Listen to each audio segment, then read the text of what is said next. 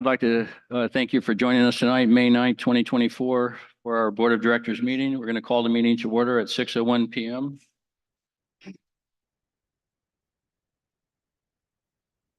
Our land acknowledgement and anti-racism statement can be found online. Next, we'll go to roll call. I see good. Sonia, looks like just missing AJ tonight. And Lori. And Lori. Oh, and Lori. Thank you. I've not heard from Lori. AJ's on his way. Awesome. Yeah, no, you're good. Yep, we saw you. Linda saw you coming. Okay, item number 1 is the adoption of the agenda. Move to adopt the agenda. I'd like to add something to the agenda. Got another ACC candidate.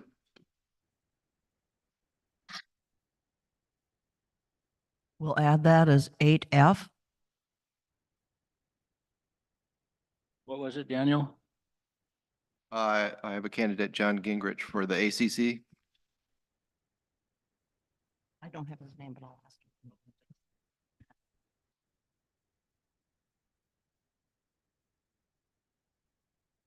Nice.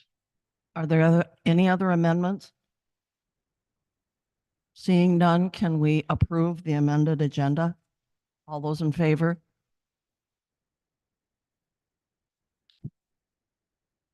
Unanimous. Okay, item number 2, Barn 8, engineering. Joanne? Thank you. Over the past decade, Sun Valley Community Association has commissioned several different evaluations of the barns in the recreational corridor.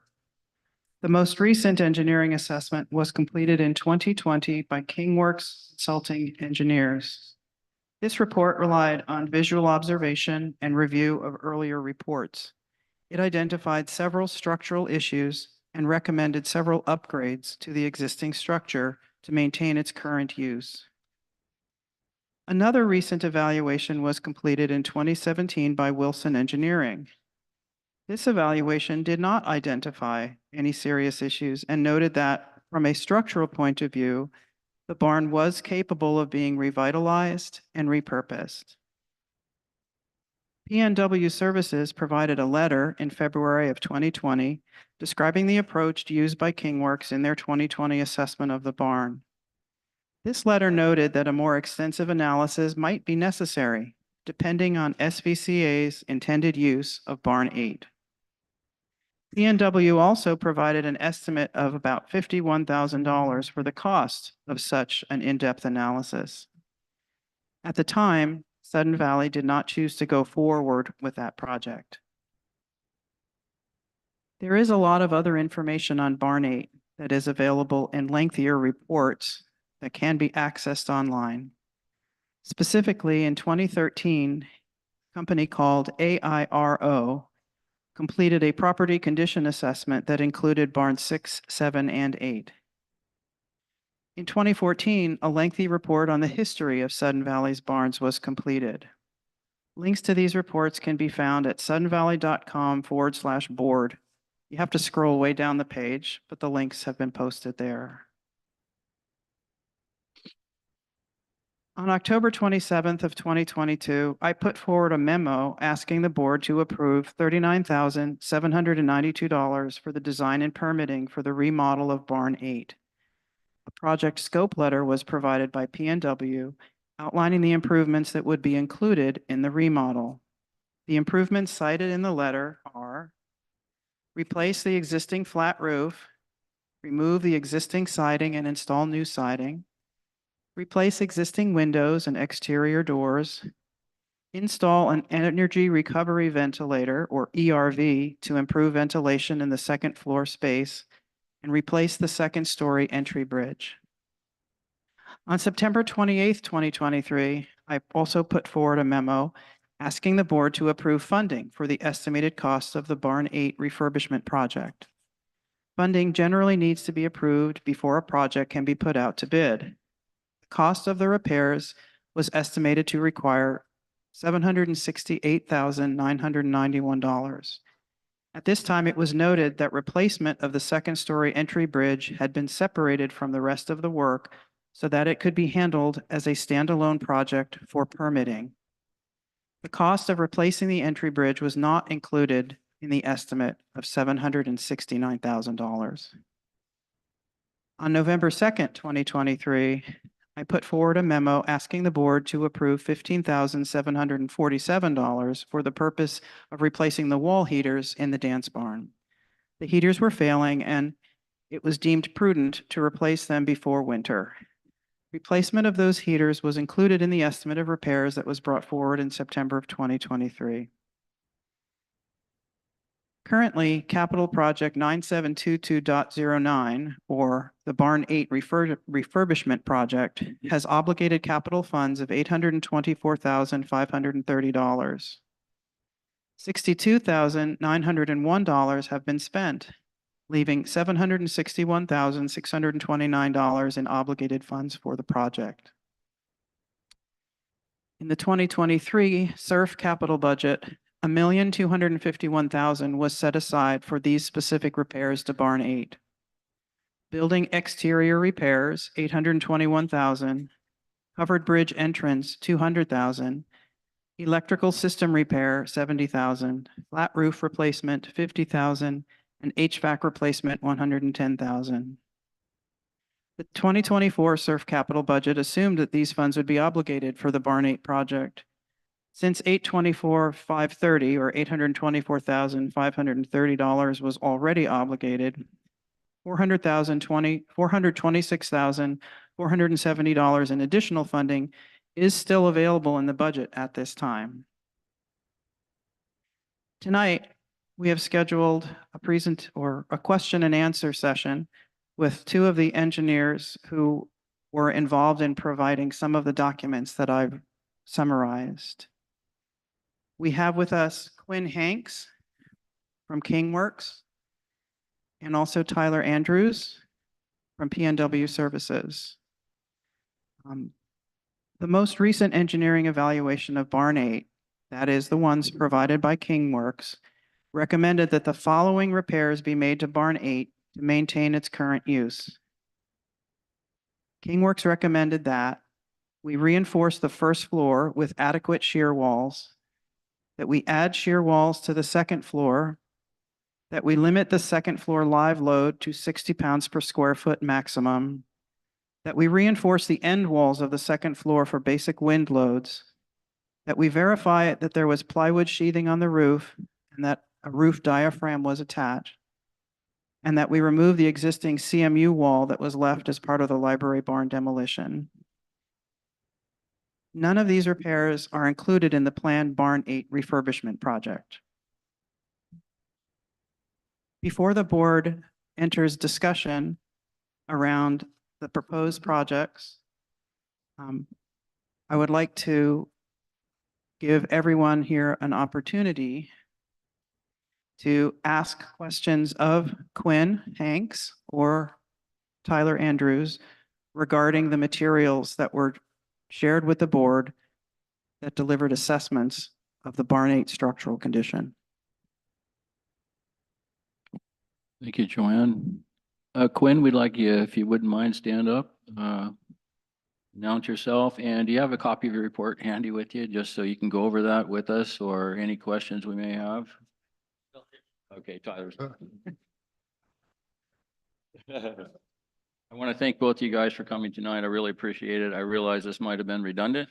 Was unaware of that myself, but I do appreciate it. So, yeah, we'll start. I hope you guys came with questions tonight and you're ready to go. And we'll start over with Rob. If you have any questions of Quinn regarding the report, the engineering report, anything like that, he's the man to ask. No, thank you, Keith. I don't have a question at this time. Thank you, Rob. Stu?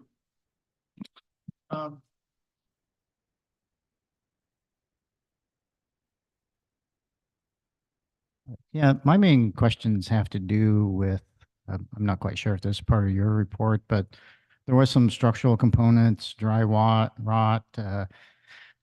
beam not on the concrete, no positive connection, those things. Are these significant problems? Do they need to be addressed?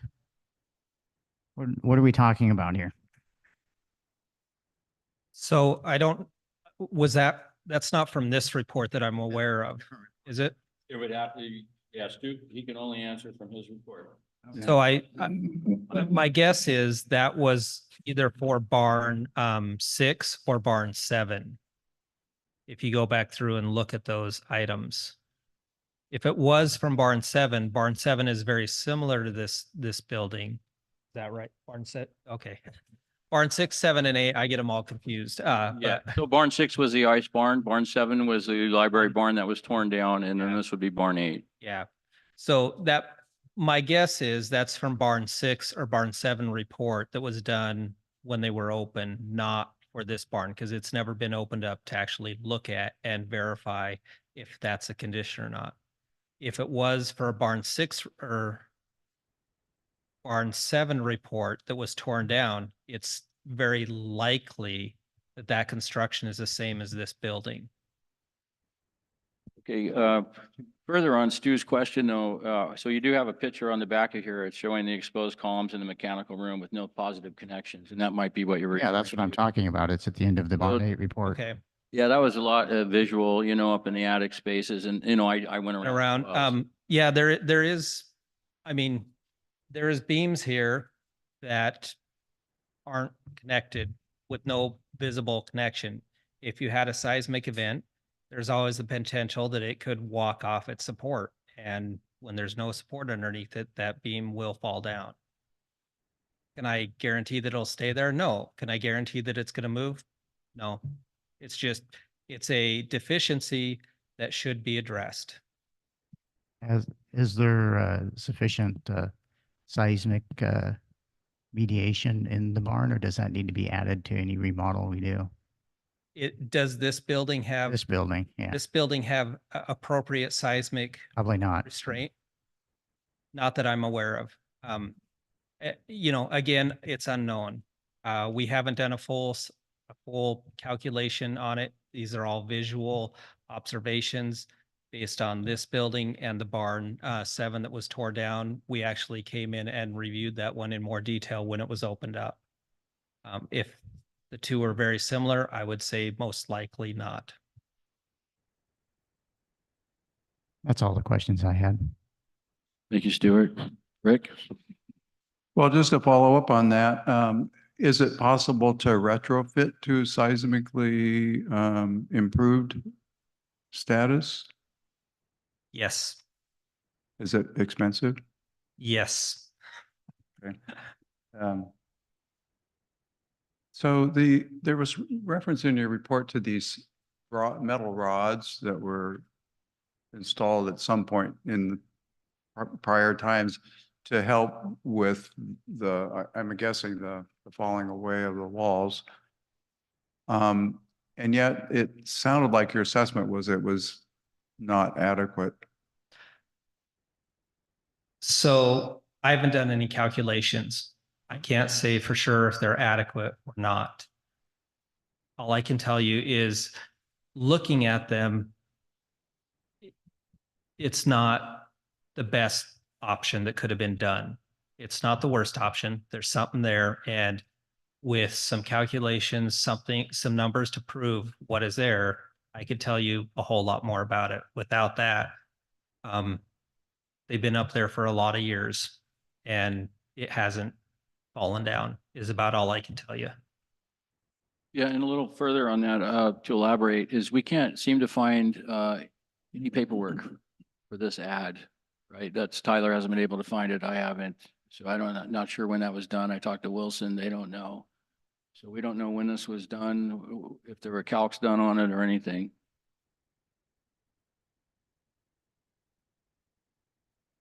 Rick, did you have additional questions? No, Take your time, I'm no worries. looking at my notes. Yeah. Sorry.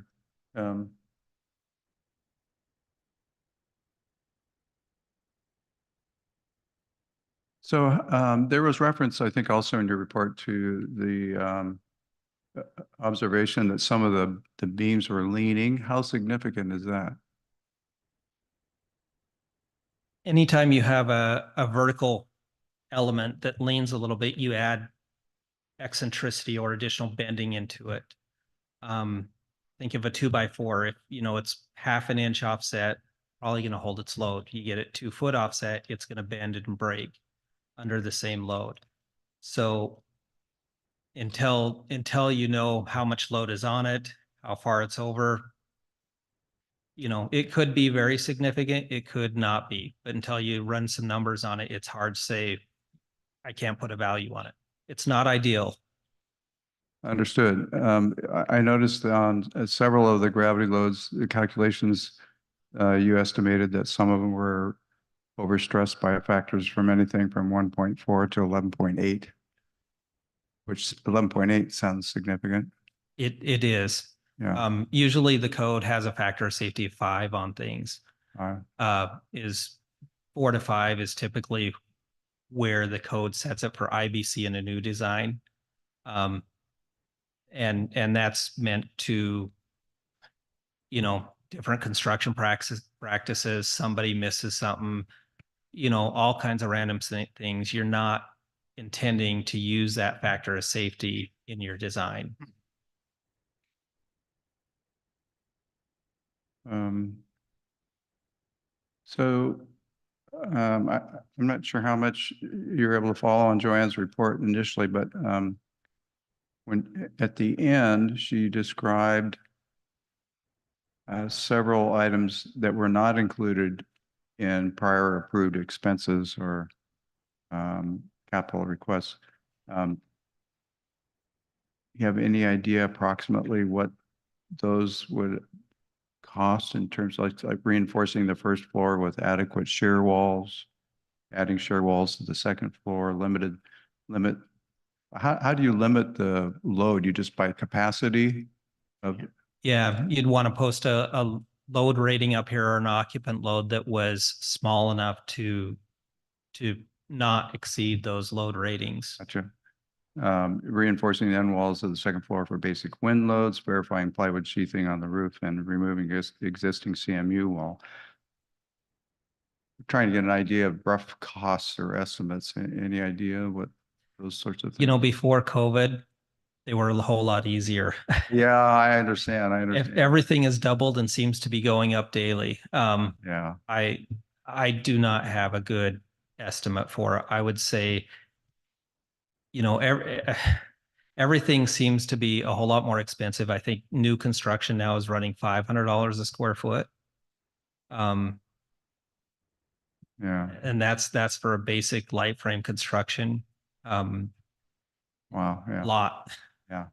There's a lot. I think that's all I have, Keith. Thank you, Rick. I appreciate that. We'll move over to this side. Daniel? No, I have no question. Thank you. Ray? The reason for the roof removal, is that mainly just to investigate and explore the framing that's underneath, or it's not performing? The roof, the actual Yeah, architectural roof up above. yeah. I don't think there's any plan to remove the roof. There's just, Okay, good. Misunderstood that then. That was a roof. yeah, we need, Yeah, yeah. I to know whether there's sheeting on this roof, because Yeah. we're not aware that it is. You should be able to pull up some of the panels or shingles, look and see if they're sheathing, or do a small investigation, drill a hole, and then patch it. Okay, that's much better idea. I like it. Thank you. Thank you, Ray. AJ?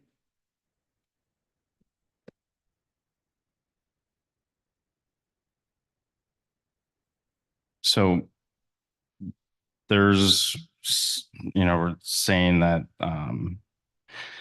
recommendations from your report are not included in the current Barn 8 proposal. But the current Barn 8 proposal does have contingency allotment for structural repairs, as far as I understand from reading Tyler's memos that were put together in 2022. And the point of some of the structural repairs or some things that are unknown and having to open up the building, correct me if I'm wrong, is like you, in order to do a full structural assessment, we'd have to rip apart a bunch of things, correct? Correct. In order to actually determine what connections, what pieces, you'd have to open up a lot of the drywall down below, look at each of the beam to column connections, see what's there, see what condition they're in. Without viewing a beam, we don't know if there's rot in it or not, if it's degraded or if it's at full capacity. And if we do these recommended repairs to the building, what does that actually give us in a building? So we do the shear walls, that list that he just went over, and a seismic event still happens. What becomes of this building likely? You Is know, it usable? so if we designed a brand new building today per the IBC code, all we're looking for is life safety of that structure, which means life safety is it stands up long enough that everybody can get out of it safely without it collapsing on them. That's any structure up and down the street, commercial, your house, everything else. That's what we design it for, is life safety. There's some schools, hospitals, other things that have to be usable after the event. They are designed to slightly higher loads. So spending the money on those extra things is not going to provide this building anything in the event of a seismic activity, really, other than maybe some extra time to be able to get out of the building. Well, it's life safety. If this building collapses, if there's beams down there that aren't connected and they slip off their post and they drop, there's not a whole lot that's going to stop it. Yeah. And doing these extra repairs, is that going to guarantee that it stops it? That's the intent, is you keep the building from moving and you keep it tied together long enough that it stands up. And so I guess another question I have then is, based on the past memos, I guess, Tyler, what is, there was contingency for structural repairs for damage that may be found, and stuff like that, which I'm assuming would address, and that was supposed to be involved with the structural engineers and the architects. Correct. I think there's kind of two answers possibly to your question there. What Quinn's mostly describing with a seismic upgrade to the building as a potential, and some of those things identified in his report, are separate from the rot repairs that were identified as part of the siding project. So the siding project wasn't necessarily intended to go through and make positive connections at the beams and the columns. It currently has not planned to add shear walls to the building either. The intent of the siding project was to remove the existing siding and install new siding. During that process, it is expected that we will find some form of rot in the framing that is supporting the siding. Not necessarily intending to fix, well, if it was discovered, we would need to address it if there was a column that was substantially damaged. But it is anticipated that it's light frame, and I'll use the term 2x4s or 2x6, whatever it is that the siding is attached to, that's not necessarily the key structural components. And the architect's estimate tried to err on the high side, knowing that there would be some of that. We don't know how much of that there is. So yes, we think we have contingency in there. How much contingency, we're not exactly sure. On our breakdown, we identify a 10% contingency. She is Sarah Brown, the architect, has also used higher unit prices when she tried to develop those preliminary budget numbers for planning purposes. Those numbers are from last summer. So they're not 100% current. And we haven't gone to bid to know exactly where the market is. So at this point, it's just our, let's say, educated guess amongst the group as to where we think the project would be out without ultimately knowing what is behind the siding that we're going to be attaching to. How much positive reinforcement will we need to add or not add to get the new siding to adequately be on there and then preserve the lifetime of this building. Does that answer your question?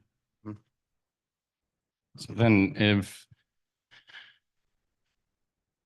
does the siding project preclude like if we went forward with a siding project, is that precluding the ability to do the recommendations that you said, or is that like more interior work that gets done from the inside, or is it work that tends to get done from the outside?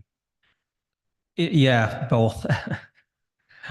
You can, so a shear wall is just sheathing nailed up on a wall, and then some hold downs at each end and some extra nailing in it is what creates a shear wall. That sheathing can be done outside or inside. You just have to expose the studs, put a piece of OSB on it, nail it up, and then put hold downs on each end into some foundation element.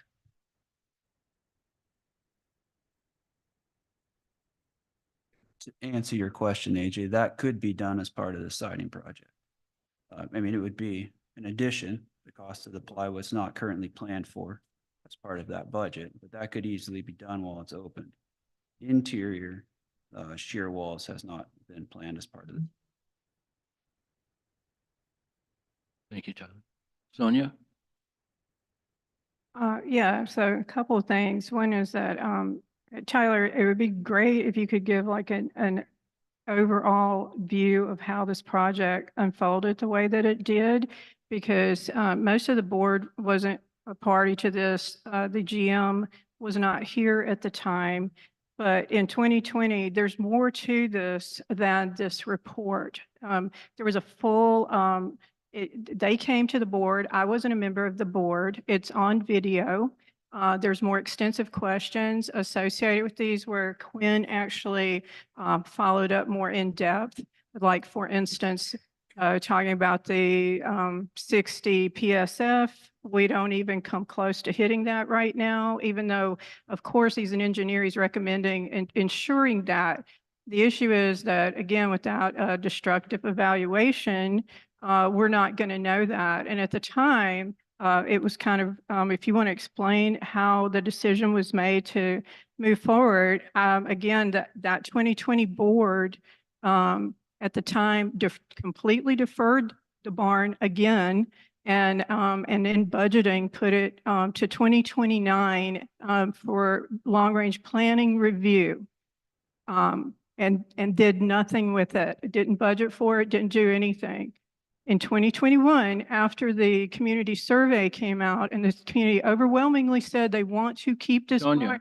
Sonia, do you have a question? I do have a question, Okay, because I'm we trying to just- say please. if you would just explain why based on Quinn's conversation in 2020, how it came about to go this route of bringing the architect in and pursuing the permitting through the county first. Yeah, absolutely.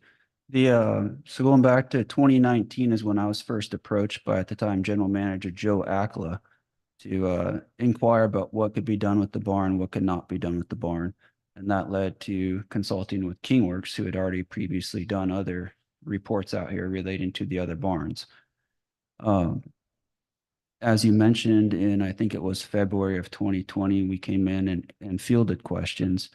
And one of the big takeaways from that meeting was, in order to really move forward, Quinn's suggestion was involve an architect, because he can address the structural components, but in terms of budgeting, in terms of other code stuff, it's not his expertise.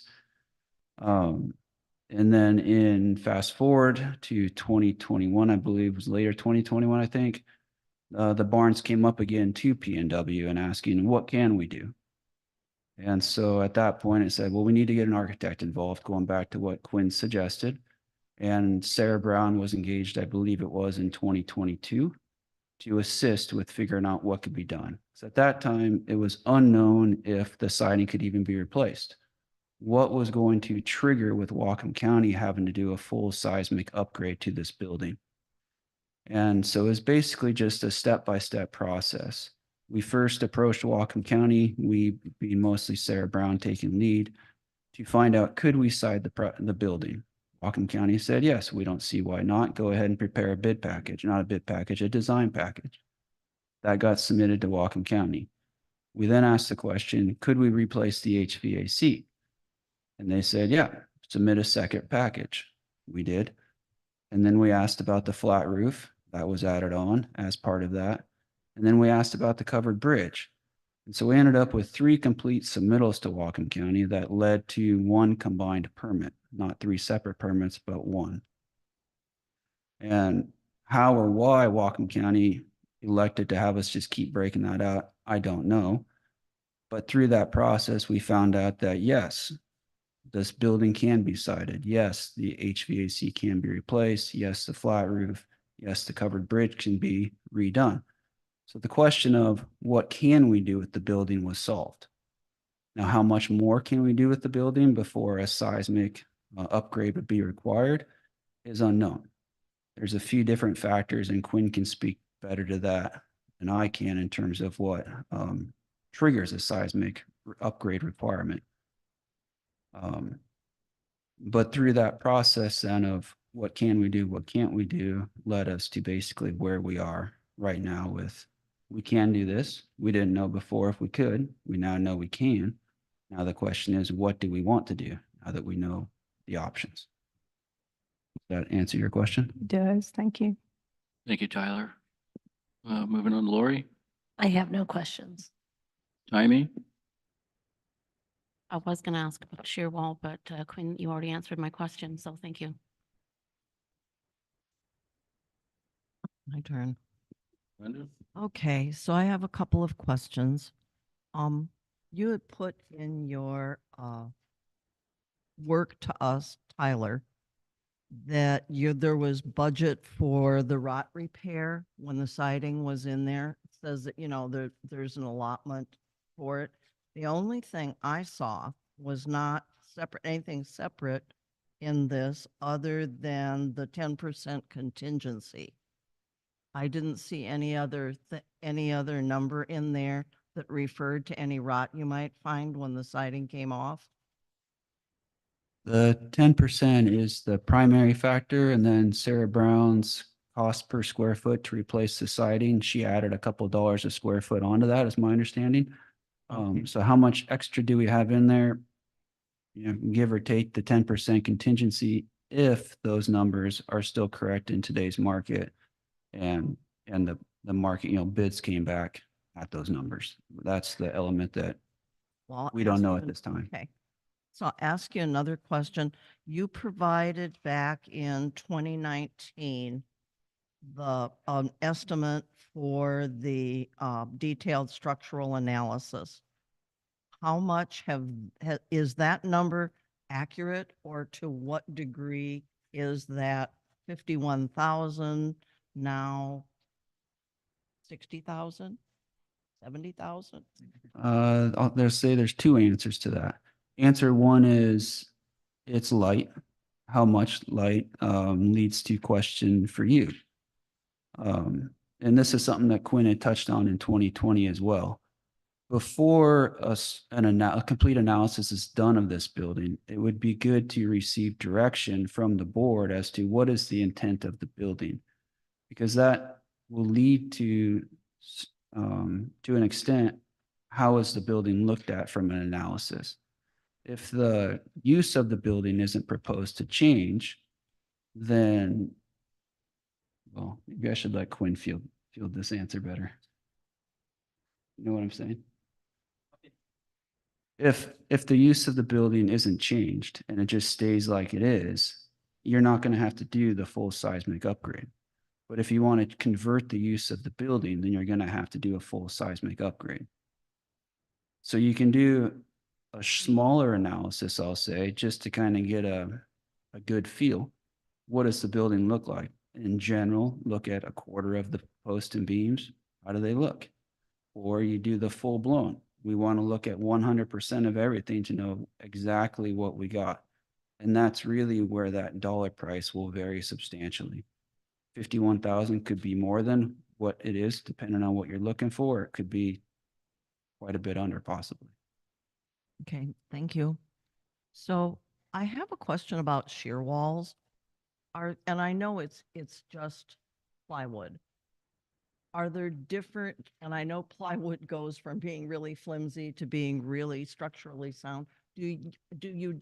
How do you determine what sort of shear wall goes on the barn?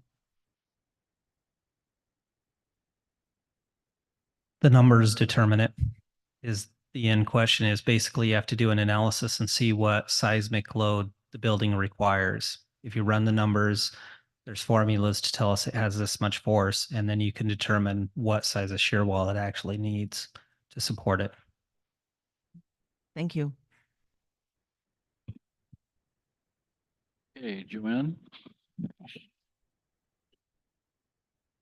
Let Joanne go first. Joanne has a question.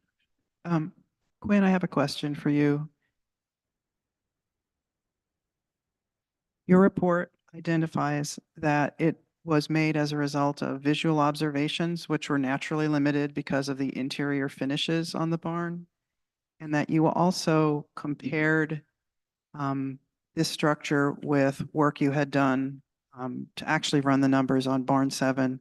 Can you explain to all of us a little bit about how good that methodology is or how accurate it might be? And I realize that's not an actual quantitative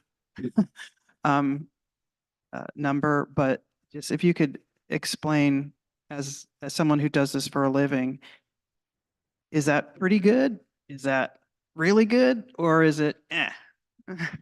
Well, my understanding is the two barns were built about the same time, and the first of their lifespan, they probably were both, I think they were cow barns originally. And so this barn is older. I mean, they're the same. They were built about the same time is my understanding. So for the first half of their life, at least, they probably were identical or very, very close to identical. Do I know that? No, not until we open it up and actually look. But it's the best information we have available at this time to make an assessment on. I have a quick question for Tyler. Could you please explain the phased nature of this project and also how you would approach removing the siding on Barn 8? At one point, I think it was mentioned that you would go side by side by side. And I'm not sure, I guess what I'm really asking is, does that approach expose us to more risk? Because the fourth side might be 10 times as expensive as the first side. Does that make sense? Yeah. So the bid package had never been finalized because we hadn't gotten directive to go to bid yet. The preliminary discussions about how the project would be bid and how construction would entail is the project would go to bid, and then the awarded contractor, there'd be a multi-stage to it. Step one would be to come in and do a little bit of exploratory work on all of the walls. So give us a gut feel. What does that look like? And how much of that exploratory work we were going to do on the front end hadn't been finalized yet for what the dollar value of that would be. Was it $10,000 to give us a gut feel, or 20,000? That hadn't been determined yet. But it was going to be take off a little bit of siding at all random locations on all four walls to verify how things looked, or give us a feel anyways. And then from there, the project would be systematically done to where if what I call the front, that I think is technically the back, was being done, the roadside would not be under construction and access would be through there. And so the front side would be completed and then working its way around. The pool side would be done when the pool was not in season. The original phased approach was construction would start around April, beginning of April of this year. This wall and the pool wall would be done before Memorial Day weekend, about a 2-month period. Okay, so And then the it would move. initial exploration would let us assess risk so that when we moved into the actual work, we would have a good working understanding of what the cost would be for repairs underneath the siding. Yeah, and in hindsight, maybe that should have been separated into a standalone project. I don't know. The approach at the time was move the project forward and do an assessment as part of it so that we don't overcommit to something that is ultimately, going to be cost prohibitive. Right. No, I thank you for clarifying that the project design included a risk assessment so that there was the ability to limit our exposure, so to speak. Thanks. Thank you, Joanne. A couple more questions if I can. One comes to the seismic retrofit. Does it make sense to do some of it, for example, putting in the exterior shear walls without doing the retrofit on the main structural beams? Or is there, I know there's risk with everything, of course, and I don't think we're going to be having a few hundred people up here doing line dancing. So, is there a logical way you can do some of it or assess it as we go? And the question is really what makes sense to do without having to do the full retrofit? Or does it make sense to not do any of it if we're not going to do the full retrofit? So that's a loaded question. I'm going to give you a loaded answer. All right, great. Um, No pun intended there, right? Yeah. A lot of it depends on what your intent of the barn is. If you're going to have it here for 2 years, tear it down and replace it with something else, there's no reason to do anything at all. If you want this barn to stand for 50 years, then you really need to do the full seismic upgrade, because we're going to have the seismic event eventually. Everybody here should know that. And when that seismic event hits, there's always the potential of a life safety concern. So some of that goes back to the board. How long do you want the structure to be operable and people occupying it for? Would depend on what kind of seismic upgrade you do. The next question is,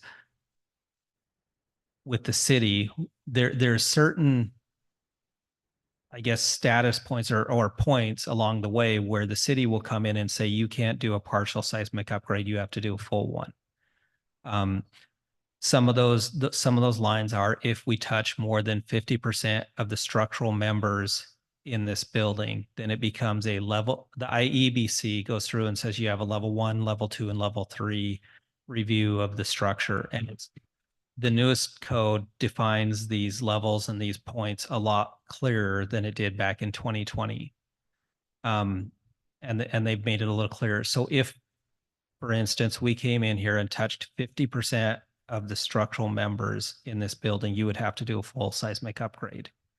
There's some things in the architectural code for building valuation value that if you touch, and I said this last time, 50%, I think that number is still, it sits in my mind, but again, talk to an architect, because the city and everybody else are the ones who determine that and say, you've touched this building enough, we want you to do a full seismic upgrade.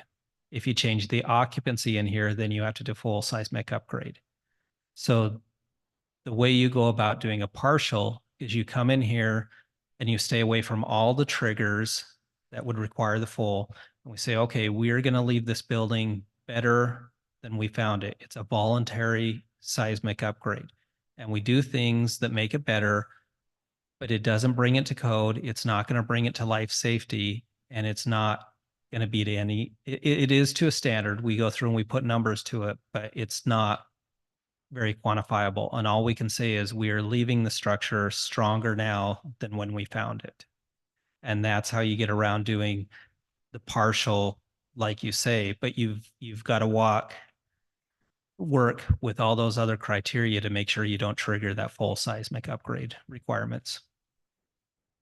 So assuming that, as we're doing the siding and we decide to put shear walls in and you don't find main rod in the main beams, then we would be improving the safety of it, but we wouldn't be triggering a full seismic upgrade, probably, roughly. A lot of this depends on the city's determination and how they issue your permit. If they come in and say, hey, you're doing more than what we think you should, then they're going to say you have to do that. The valuation determination is also in their hands. So if they value this building at $10, as soon as you put a couple nails in, you're going to have to do a full seismic upgrade. If they value this building at $10 million, you can do a lot of work before you hit that point. How they determine that valuation, I don't know. Great, thanks. Thank you. I want to elaborate a little bit further with you, Quinn. Curious on your report. So the idea is hopefully we would like to keep the barn and keep it here as long as we possibly can, right? That's the idea.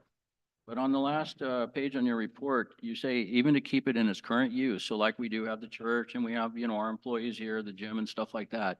To do that, you're recommending that we do the shear wall. Is that correct? At a minimum to keep us life safe, as you're saying.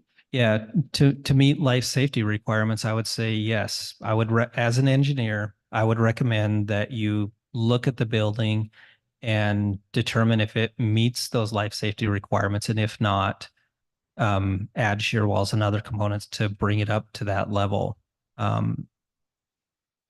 My recommendations are based on, mostly in part from the evaluation that we did on barn 7 that was torn down.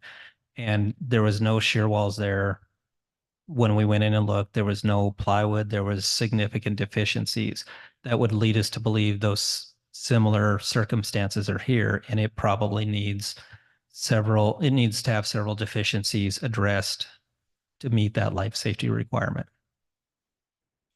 And then I have one other question. I'm sorry. Go ahead. I got skipped the first time. So the additional question. So another concern I have, if we open a side up, like Tyler said, we'll take one side off, take a quick look. If we see something in there, we can't just cover it up, right? We're liable at that point. We need to make the correction. You don't want to cover it up. Hang on. But I've seen people cover it up before. It's probably not the recommended direction, because you have rotted studs in there that are going to fail. If there is something, if you opened it up and there was a beam that was rotted, say 75% of the way through, I would come in and say, hey, look, it's off limits until, for life safety concerns, I'd say, hey, that thing obviously has issues. Yes, I would make that call if I saw something like that. Do I know that anything in here is that bad? No. If you have one stud out there that's rotted and you don't replace it, nobody will probably care or know if you have only one stud in this building that's rotted. thank you. Yeah, if I could. So a couple questions. I noticed in one of the reports reading through, and I'm sorry, I've kind of lost track, but there was some lead paint testing. And I don't know if that required, because it was about half of the tests came back positive, exceeding current limits. And so is there extra lead abatement issues that need to be addressed that weren't incorporated into the bid? So the bid is just the architect's best guess at this time. We have not gone to bid with contractors yet. Her price accounts for dealing with that is our understanding. With the lead, yeah? Yeah. And so Okay. those lead tests would be disclosed with the bid package to contractors so they could plan around it, and they would be responsible for dealing with that. Okay, great. And then for Quinn, you said best guess comparing the other barns with this barn. Definitely, most likely needs the shear remediation. But it's really unclear how healthy the timbers are beneath. And if we were to, in the process, without doing the deeper dive of exposing all of the beams and looking at them individually, it's possible that if more than 50% of them require attention, repairs, replacement, whatever that involves, that it might trigger some more expensive, more thorough remediation. Is that correct? Yeah, if you looked at them and you found again, the code says if you touch more than 50% of the structural elements, that would trigger a full seismic upgrade, basically bringing this structure up to code. Can I elaborate on that again? So on the connections, so our post connections, right? We know visually what I've seen, none of them have connections and all. This was built before Simpson ties and stuff like that. So if we're talking about making these connections, we'd be touching more than 50%? Just putting the connectors in. There may be connections in there. A lot of times in these old structures, they drilled a hole and put rebar down the center of them. There may actually be a positive connection, a chunk of rebar or a threaded rod that's pounded down through those beams into the columns that we don't know about. Awesome. Mm. Thank you. Mm. Go ahead, Rob. Oh, I'm sorry. Sonia? Yeah, I just, one of the things you pointed out in 2020, because I had listened to that video, like I said, I hope everybody else does too, is regarding the shear walls. There's also a lot of gypsum downstairs is carrying a lot of that lateral load right now. And without you doing more evaluation, we're not really going to know as far as how much of a retrofit would be required anyway, right? On the, as far as doing the shear walls or anything, there does need to be a little more investigation as far as that goes to make a determination, right? Regarding shear walls. Yeah, I would need to run some numbers on the structure, get a seismic load and determine how big of shear walls it needs. I don't know if any of those walls downstairs are actually tied into the floor above. Is there a positive connection between those walls and the floor? If there is, they're probably doing something. If they're not, they're probably not worth a whole lot. And then on the siding, sometimes I know you were saying if we improve it and make it better, a lot of times like the metal siding is lighter weight than the wood. And sometimes they'll look at that we're lightening the load too, that'll Yeah, if they're a real heavy structure has more seismic load than a lighter structure. So if you can remove weight, you are improving the building's structural or reducing the load to the building. okay. Thank you. Oh, Linda?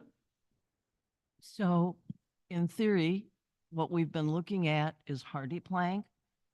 So we're actually making it worse by putting on the heavy, because that's heavy stuff, right? The hardy plank, if we put that on for siding. I would have to look at the numbers. I'm not sure.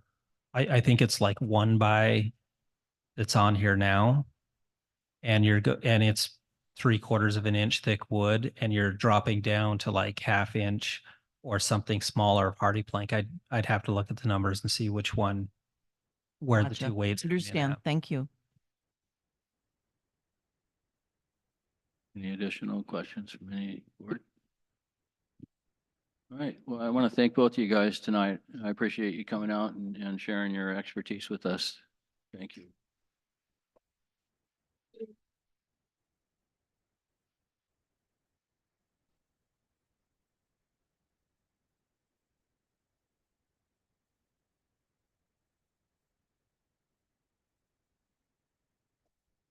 Yeah, I can. Yeah, I do.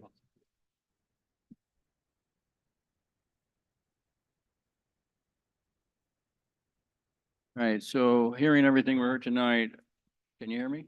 No, you cannot hear me? Hearing everything we heard tonight, does the board have enough information to decide whether structural improvements are needed to continue using barn 8? Do we think? Is the question that we want to continue with what had been presented previously and move forward with that, knowing that there'll be investigation, that the planned investigation before we move forward? Well, that would be my next one. If the board does feel they had enough information and want to continue on with an in-depth structural analysis now, then we could also vote to do that. No, I'm prior saying to- there's two questions, right? One is continue the way it was with the partial, and then one would be a full structural evaluation. I just was trying to get clear on what your question yeah. was. Yeah, go ahead, Joanne, you can clarify, but yes, I get what you're saying, yeah.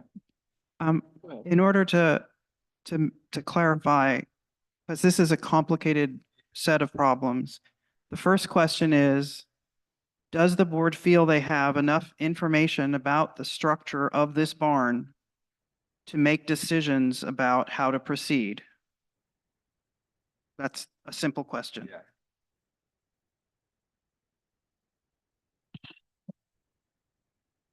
Go ahead, Rick. Well, I would be a lot more comfortable doing the preliminary exposure, looking at structure. Is that what you're asking? No, the examination or exploration of the barn's condition that is concluded in the proposed project is only to evaluate the ability of the current furring on the barn to which Yeah. the siding is attached, to only evaluate that. There, in the act of taking off the siding, they may notice other problems that then would need to be investigated further. But a contractor is not a structural engineer.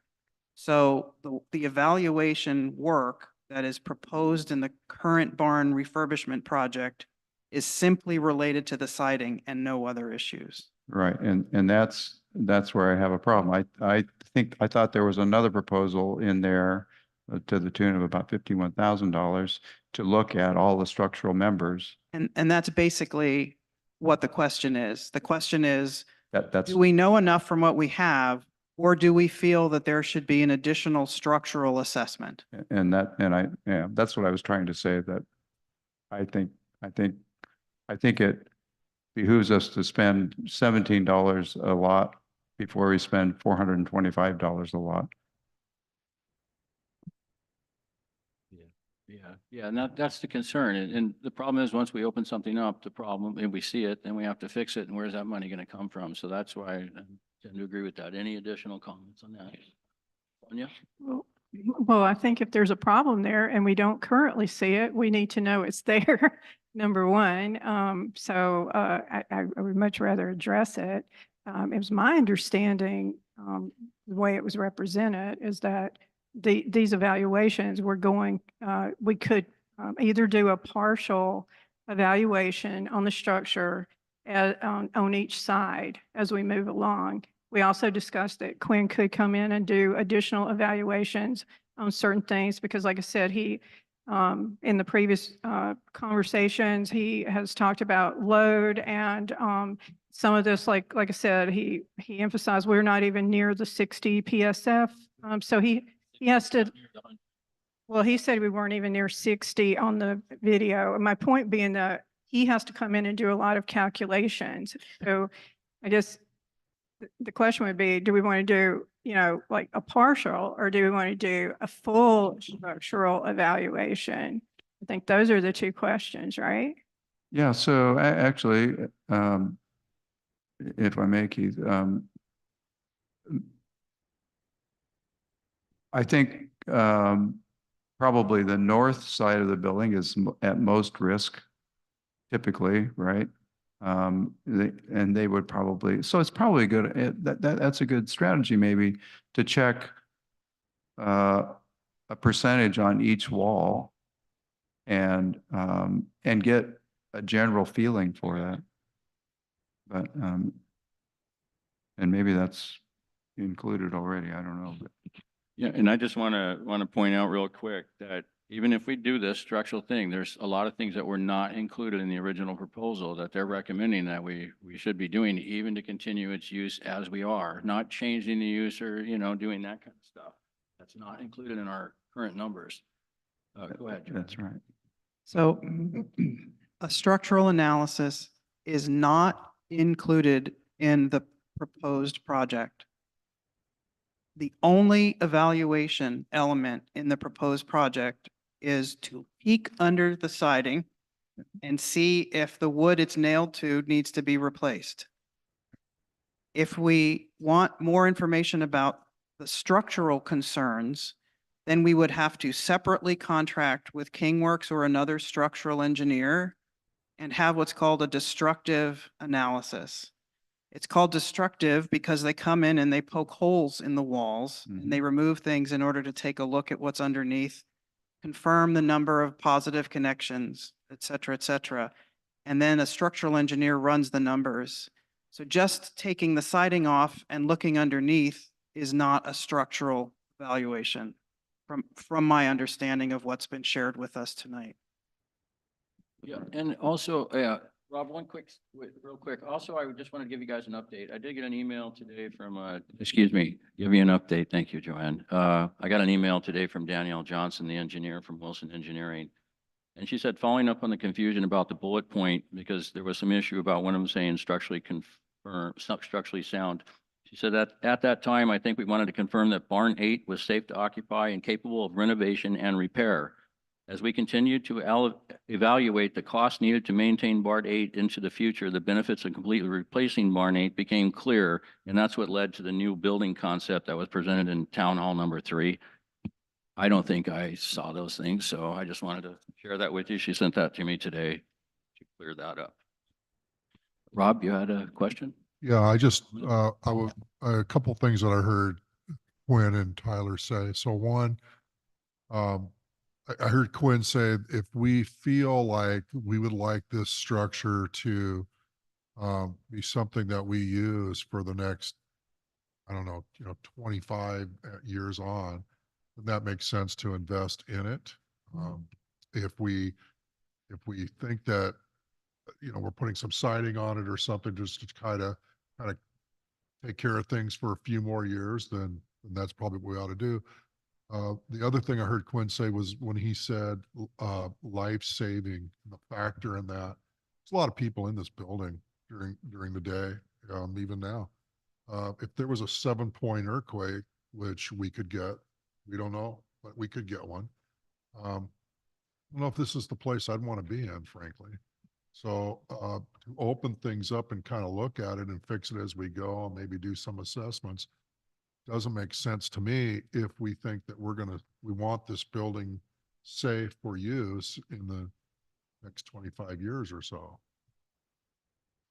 It's just my recommendation that we go forward with an assumption that is that what we want, long-term use? And if we do, then making sure we're doing things that are the most cost effective, but keeps people safe. Thank you. Thank you, Rob. Go ahead, Linda. I think after listening to all this, I definitely would want to see some sort of exploratory analysis before we move forward with taking the siding off and finding out that we're in a world of hurt. I don't know if the cost of shear wall is restrictive. I have no idea how much putting shear wall in would cost. I have no idea. We sort of have an idea of the structural analysis separate that Tyler gave us back in 2019. Prices have to have changed since then. I know he was saying that the whole plan with the siding is that the contractor that would do the siding would open things up so much. Nothing was ever said about that they would do some sort of look ahead beforehand. And having that not be there, I think we should move forward with some sort of additional analysis.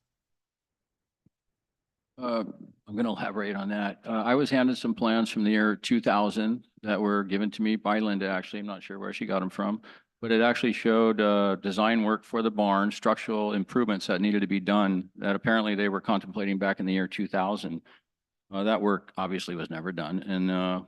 And Quinn didn't even see that. I sent that to him yesterday.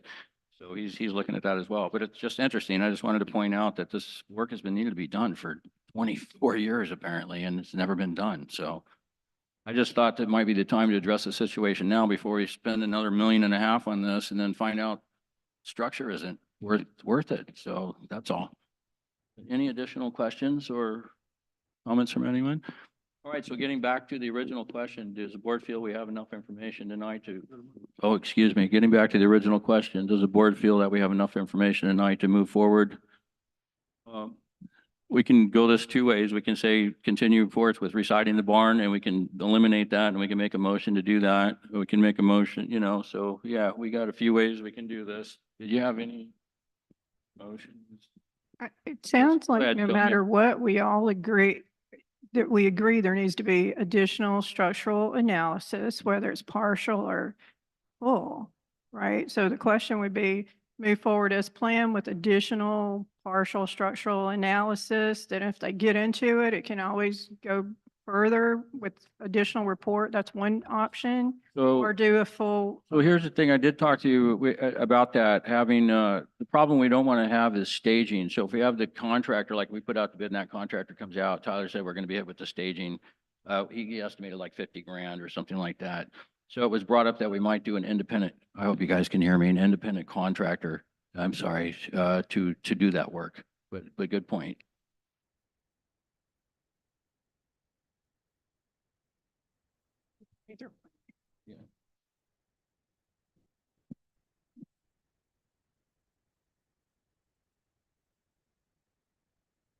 Yeah. That's it, no addition. Yeah, you know, I agree with what, some of what Sonia is saying. I think, because this one, estimated cost to do the invasive inspection of the structural was at 51,000. But I wonder if it isn't, one question I would have is it reasonable to do a portion of that and maybe a third or a quarter, to see what we find? If everything looks good, maybe we assume that the others are relatively good and maybe not have to spend all that money. That would be one question of information I would like to get. The other would be the cost of the sheathing, because that hasn't been included in the budget. The shear wall, I'm sorry, yeah. So on that shear, I tried to get an estimate from RAM. So I gave the plans I got from the year 2000 to RAM. They did not want to get involved in that, understandably. I mean, it was preliminary plans, or soils reports are required. There's all kinds of other material required for that. So I appreciate that. But I talked to Quinn, and he guesstimated it would be several $100,000 for this year. Again, it's unknown. We don't know, but So that's a significant number. I It mean, is. you know, if we're really planning to refurbish this for an extended period of time, I think we ought to do it in the best way we can without triggering the full retrofit, so to speak. And so, I think that's important, an important number for the board to know. yeah, agree. So Where are we going to get the money otherwise? You know, cautious areas, right? So we do want to know everything, but cautiously at the same time. We have to fix it, but we don't want to. Go ahead, you had a question. Well, I have a statement. Okay. If we want a structural evaluation to be made of this barn, then we would need to contract with a structural engineering firm, and they would need to confirm whether or not there's a positive connection between the structural members and the foundation, if there's plywood sheathing on the roof, and whether there's a roof diaphragm. They have to look at all these different things. They can't just look at one thing and assume. And that's why Quinn said it could be $10,000 or $20,000 or $100,000. If we want a high quality, high reliability report, it needs to be separate from any evaluation associated with the siding project, because it is essentially different.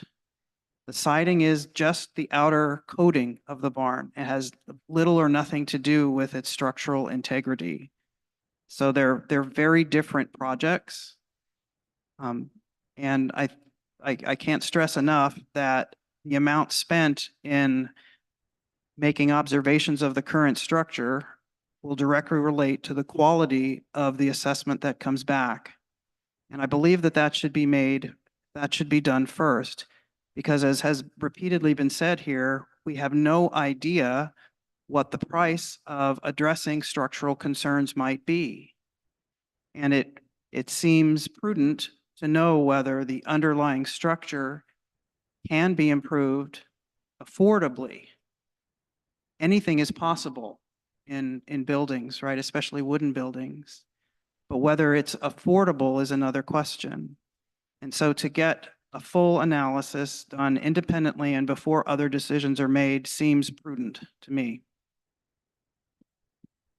Great. Go ahead, Stuart. Yeah, I agree that it seems prudent, but also, I mean, we have to go into this with our eyes wide open. If we have a full structural analysis done of this building, and it comes back saying that there needs to be significant changes made, then we're obligated to fix it. And, you know, the county or city is going to dictate what needs to be done.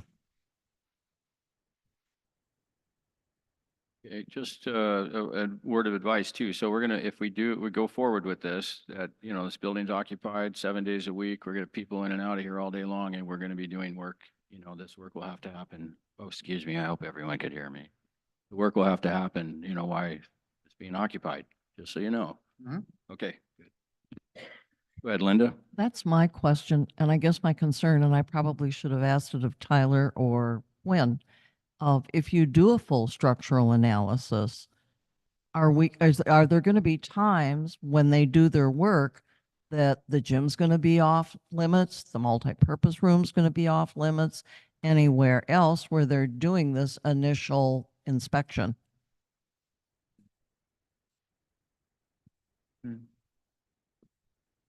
Okay. Go ahead, Timey. I thought he said something about it would be from the outside. We weren't looking at any structural analysis from the inside. So it would sound to me like more likely it's going to affect anything happening outside as opposed to the gym being closed. So if you go with the complete evaluation, it will be internal. So we will actually be removing drywall off at different spots so they can actually see the beams and see if they're connected, if they're connected. Hopefully they are. Hopefully the rebar thing, because I didn't see any connections, but I wasn't looking for rebar. So that could be, it'd be awesome. Yeah. Sonia? Well, Sonia? Yeah, I'm just trying, I'm right there with you. I'm fine going either way. You know, as far as like either we, you know, move forward and we do a partial or we do a full structural evaluation. But I'm agreeing with, I agree with Stu. And one of what I heard, and I may not have understood this correctly, was he was saying that one of the things is that working with the architect is taking it up, you know, to that limit, right? Of both, so that we don't trigger the code requirements. So what if it's possible to just have, you know, the project manager, Tyler and Quinn work with the architect and with the direction of, you know, we want you to look at this. We need to, you know, you need to look at do the numbers on the load and the shear wall. We need that, you know, all of that information without dictating too much, you know, so that he's actually doing his job and we're not dictating it to him, right? And then as they move along, if it becomes something of a concern, he knows it's his responsibility because he has to put a stamp on it. He's going to come back and tell us that, yeah, this isn't okay. We can't continue this way, that we need to move forward. My own personal thought, I don't think we'd put parameters on the report. The report is for us. We're paying for that report. So we'd want it to be as great as it can be. What will we decide to do with it? So I'm agreeing with you on that because we do not want to be triggering stuff that we don't need to trigger. Yeah, I don't know how to. I'm 100% on board with that. Yeah. Lori? Oh, excuse me. This is my opinion. I'm just going to use for inflation. Let's say it's $60,000 to do a complete destructive analysis. I think that's $60,000 very well spent. If it comes back, worst case scenario, saying this is a disaster, this bar, we're lucky it's standing at all. To me, that's $60,000 to save loss of life. There's no question. It's a good spend. On the other hand, if it comes back saying, you know, hey, we spent 60,000, everything looks great. That's 60,000 for peace of mind. Plus, when they do the siding, because there was already a funds built in for that's going to eliminate it. So the siding project's going to be less. So it's not going to be a total 60,000, additional. I would sure hate for us to make the wrong decision and something to happen to this barn and one of our members be injured or killed. And we look back on this decision and say, if we only. Good point. Thank you. Thank you, Lori. All right, so I believe we're at the point now where I would like to make the motion, move that the Board of Directors approve Joanne to engage Pacific Northwest to hire a structural engineer to do our structural analysis report for Barn 8. Is it the full analysis? Yes, full analysis. Full analysis. Would second that. Amy? What was the All in motion? Can you favor? repeat that? I'm sorry, can't hear me. Can you repeat that? Yes, I would like to make the motion that we move that the Board of Directors approve Joanne, our general manager, to engage Pacific Northwest to hire the structural engineer to do a full structural analysis of Barn 8. And Tommy seconded it. All in favor? Well, technically, you should allow time for discussion about the motion and then a vote. Yeah, Yeah. want to I discuss it don't- more? I Go don't- ahead. No, you're right. I thought somebody was going to Well, I comment. saw you raising your hand. Oh, I was just wondering, like, if there was a way to word it where we did it. I don't really know the language that it would need to be if we were going to do a partial that may need to go into a full. But I mean, what were you suggesting, Stu? Do you have a way of saying that? No, not really. I mean, they were just talking about how they could look at some of it that doesn't trigger the full seismic retrofit. And I don't know how you would word that. And I mean, really, I don't know if that'd really save us any money or not. And if they're going to come in and do a structural analysis, we might as well know what the whole condition is, and then figure out how to address the situation once we know.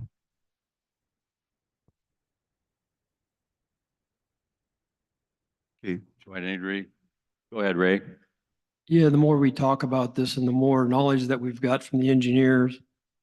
And, I think we really need to go forward and get a full scale, find out exactly what the condition of the foundation and everything that needs to be done. So we make the right decision for long-term, or hopefully not. Hopefully it passes, but at least we would know and we investigated it correctly. I think that would be the right thing for the community. Thank you, Ray. All right, do I need to make the motion again? No. You already made the motion? You already made the motion. Second by Tommy. This is for the full structural analysis. Oh, you have a question again? Well, it's more of a statement. Just to be clear, my personal opinion, it behooves this community to get the barn retrofitted, save this barn, get it fixed to where it stays here. I don't think anybody here wants to see this barn torn down or this barn fall down or whatever the case may be. I think the entire board wants to see it fixed, retrofitted, whatever needs to be done so the dance barn stays. Thank you, Stuart. All right, can we vote now? Okay, all in favor? Any opposed? No, that's unanimous. Thank you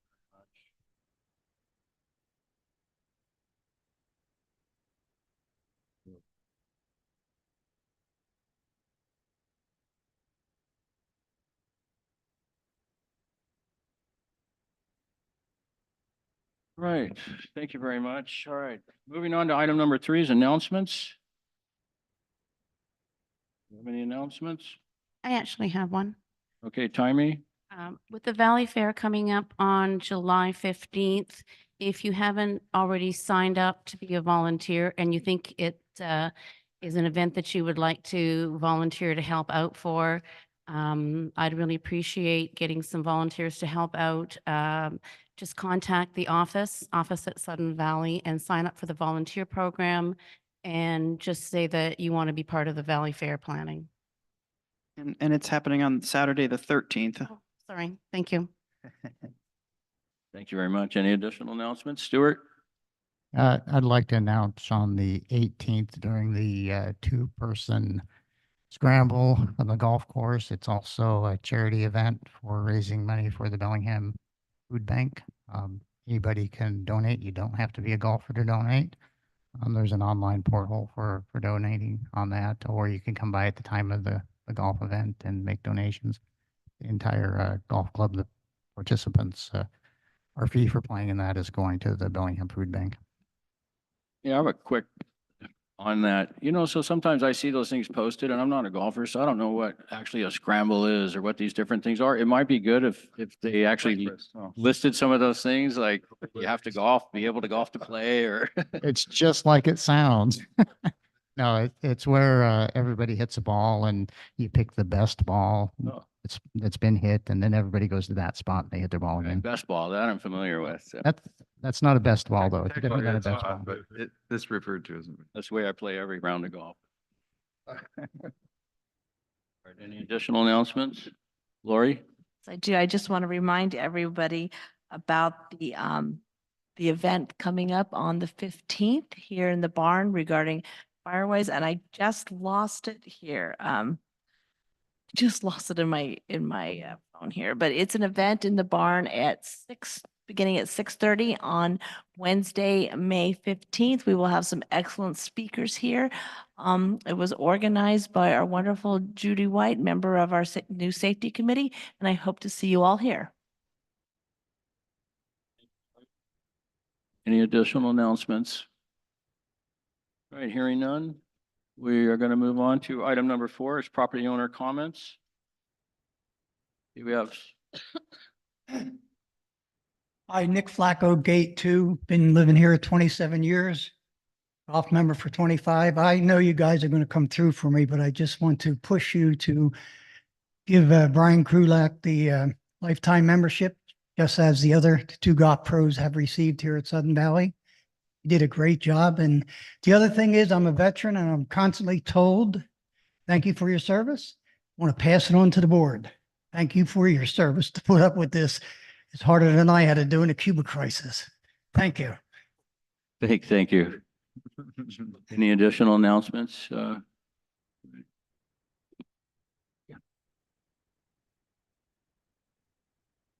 Good evening. My name is Michael DeVolio. I'm here tonight with my wife, Deborah. We live at 37 Longshore Lane. And I'm here tonight to talk about about your decision to abandon the Long Range Planning Committee. And the reason I'm concerned about that is because the state of Washington's Growth Management Act requires cities and counties to update their comprehensive plans every 5 years. Whatcom County is in the process of doing this now. So if Sudden Valley wants to have a voice in that process, I would strongly urge you to continue the work of the Long Range Planning Committee to do that. And on a matter related to your initial discussion tonight, let me respectfully suggest that if you're going to hire a consultant to work with you on that you hire someone that understands that the permitting process for this building goes through the county and the city has no jurisdiction over it. Right, yeah. Thank you. Thank you very much. you. And just so you know, the Long Range Planning Committee does exist and AJ's the chair and Sonia. I think what he's referencing is the fact that you guys didn't want to do any more strategic planning and Oh, well, we're still here, but thank you. Mhm. Any additional comments? Sorry, I forget to speak in the mic. Yes, please.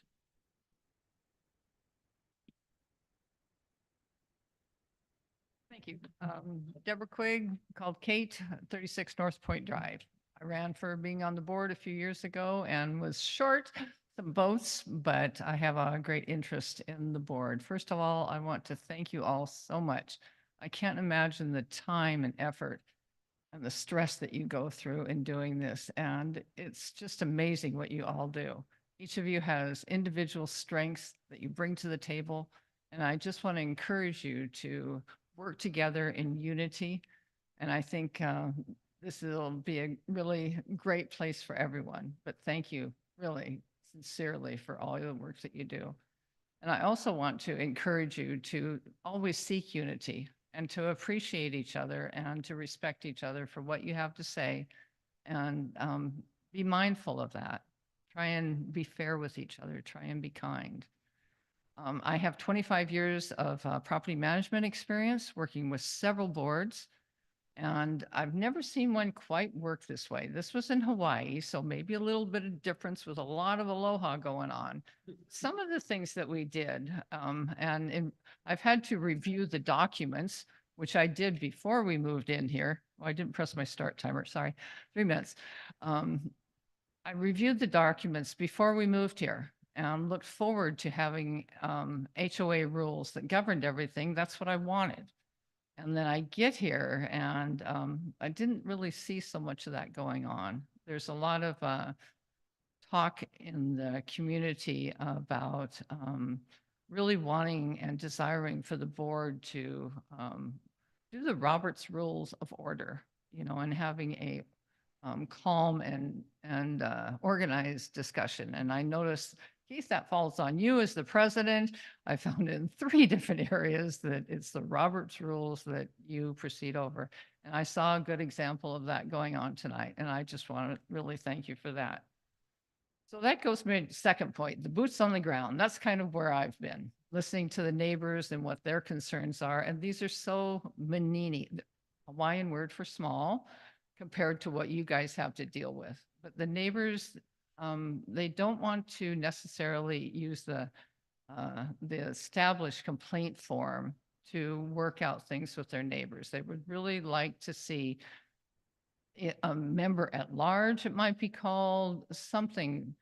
In Hawaii, the board always went out and walked around the neighborhoods and found things that were going on and would work up things. And so I've given to Keith and to Joanne some suggestions of how that was done in some documents from another HOA. Redacted all the hidden stuff, names and whatnot have been redacted to protect the innocent, but just would like to see some sort of consideration for how the people can be heard of the little things that are going on in the neighborhood that directly affect each and every neighbors. Another thing I would like to see happen is the owner's comments. When the owner's comments are made, you know, you guys just kind of go blank. And it would be really nice to hear maybe at the next meeting of, well, we talked about this, or we didn't talk about this, or this will be addressed at a later date, but some sort of input, giving the owners feel like that they're being heard. And so I just want to really encourage you to consider something to address that. One thing I want to talk about one day is us being stewards of the land and the lake and the wildlife. But I think that's another 3 minutes, so we'll do that another week. But the last thing I do is I know that we all come from different places, and either you hope or you dream or you imagine or you pray of how this will go. And I just want to encourage a blessing over all of you to have good discernment. And that's it. That's my time. God bless you. Thank you. Thank you very much. Appreciate your time. Yep, please, come on. Hi, I'm Barbara Michelson Harder, and I live at 172 Polo Park Drive. My phone died, but what just came across my phone really ties in.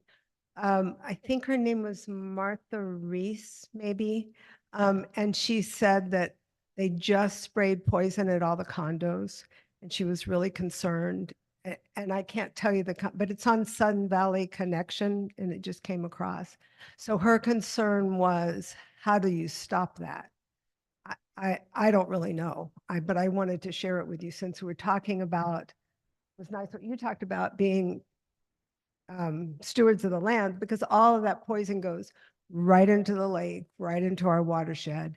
And then we're having this thing on the 15th, which is about our trees and really taking care of our land and not overbuilding and preserving the green space and taking care of the lake. So and I don't know if it's on the agenda tonight, but somebody said there was going to be maybe a discussion about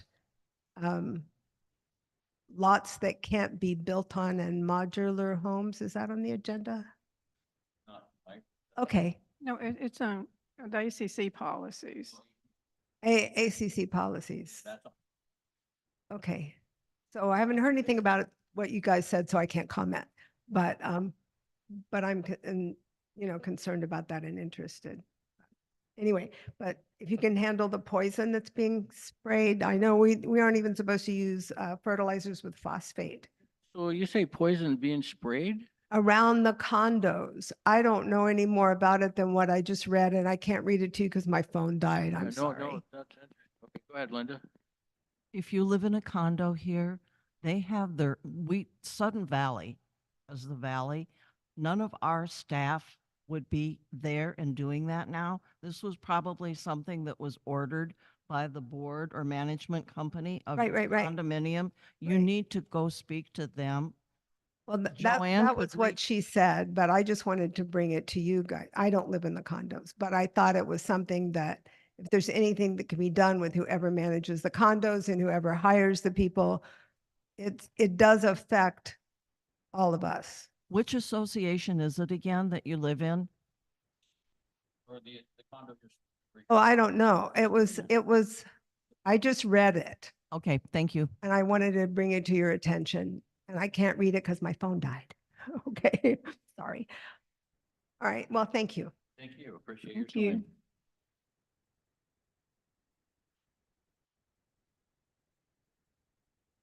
Ann Cope, 52 Louiseview Drive. I'm here to speak on the record about the involvement of our HOA and Christ the King Church. And this community center is not for that church, and you keep saying it is. And if you're talking about things done to walls, let's not have volunteers do things like that. I just say they hold church service here, that's all. That's always what you start with, though. And that is not part of our community. It is a business that rents here. That's it. Yeah.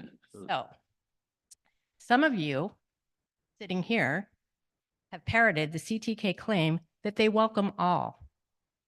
Welcoming is nothing more than lip service. CTK is a non-affirming church.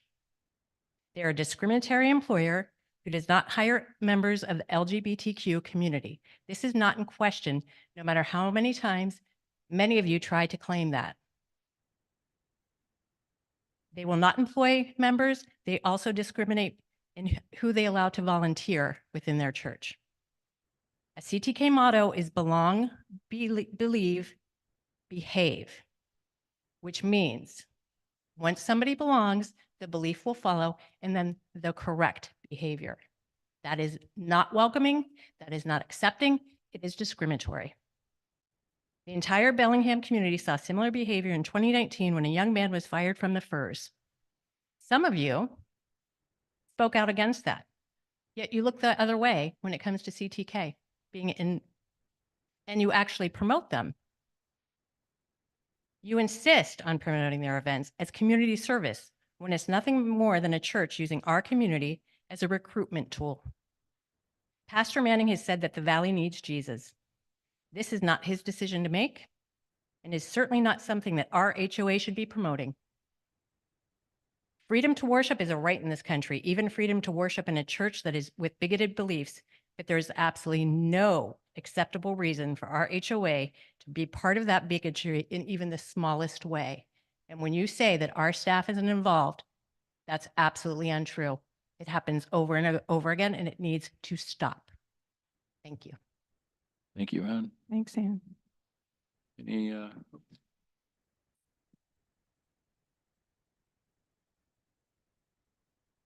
I'm Jane David, 10 Gooseberry Circle.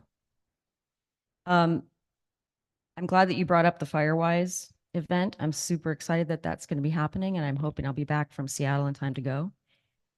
Our covenants require that lot owners regularly clean up dead brush and branches.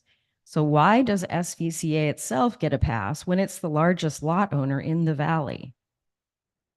We have our maintenance workers pressure washing the mailboxes for the second year in a row and emptying all the unnecessary trash cans next to the mailboxes when they could be spending that time doing the much more important job of very basic lot cleanup. And I'm not saying we need to go out and pull every branch out of the forest. It's not going to happen. But when I'm being asked to provide defensible space around my home of, say, 30 feet, I can't do that when the empty lot next to me that belongs to SVCA is full of dead brush and branches. So even if SVCA could focus on the areas that are close to homes, not the lots that are way up in the forest, we can't really do much about that. But if they could spend more time doing that, then maybe pressure washing mailboxes, that would be sweet. I think we should also be banning builders from covering lots from one end to the other with shredded bark mulch, which is a very big hazard for wildfire. And most places that have actual good firewise situations say that shredded bark mulch should only be used in small islands that should be separated by something else like grass or something that's not flammable. But right now they just basically cover a lot from one end to the other. So I did not know that Ann was going to be talking about CTK. Not charging appropriate rent for our facilities shortchanges our residents, many of whom do not even participate in community events and all of whom pay dues for overhead for those facilities. But it takes on a special concern when an event is led by a religious organization, regardless of the event being free and open to all Sudden Valley residents. A church is not a neutral party in this scenario, and this applies even more to evangelical churches like CTK. Even if there is no overt proselytizing at an event, one of the main goals for an evangelical church is meeting new people in the hope of gradually bringing them into the church for conversion. It's a known part of their values. I often hear that the church supposedly just wants to do nice things for our community, but if that's true, why do they stamp their name all over the events that they hold? A perfect example was the movie night where the point of contact was the pastor's email, even though two of our directors stated that it was an SVCA event. Why in the world would I ever want to give my email address to the pastor of a church that I don't believe in and that I would never attend? Also, the recent GM report in the Views listed SVCA staff as serving beverages at the CTK Sunday Easter egg hunt. Did CTK cover the cost of the staff time? I really hope that that happened. Last, I'm hoping we'll get some clarifications tonight if modular homes are being voted on, if they will be held to high standards. And I'd also like the GM to clarify her statement about the changes made to make it easier to build on some of the lots that someone else already mentioned, the ones with environmental restrictions and steep slopes. Thank you. Thank you, Jane. Thank you. Any additional comments? Hearing none, we're going to move on to item number 5, the consent agenda, which is for the meeting minutes for April 11th, 2024. Any corrections needed? Any comments? Okay, hearing none, can I get a motion? Move to accept the minutes from April 11th, 2024 as submitted. Second. All in favor? That's unanimous. Okay, moving on to item number 6, the general manager report. Joanne? Thank you. I'd like to start by talking about weather. In April, Sudden Valley experienced the traditional spring mix of bright sun and cool rain. Emphasis was definitely on rain, however. Since the beginning of the year, Sudden Valley has received 26.1 inches of rain compared to 18.4 inches of rain last year, an increase of 7 inches or 41%. This is more than just anecdotal information. The weather has a significant impact on SVCA operations throughout the entire year. One good example of this is the February storms that created a huge increase in the amount of debris being collected as part of Firewise. More debris means more staff time being spent collecting and chipping, which increases the cost of this very important annual activity. You can also see weather impacts on the operational budget from the higher than usual spring rains, which have caused golf revenue to lag behind last year's performance. While we are currently slightly ahead of budget overall for the year, so we're right on track, we will need to keep a close watch on both revenue and expense. I've had several members call and ask about the level of Lake Louise. It is at +9. Generally, we want it to be at +10 when we go into the June, July period and the rains stop. That means that as we take water out to irrigate the golf course during the hottest months of the year, we won't take so much that major portions of the bank are exposed, which is unsightly and can start to smell a little bit.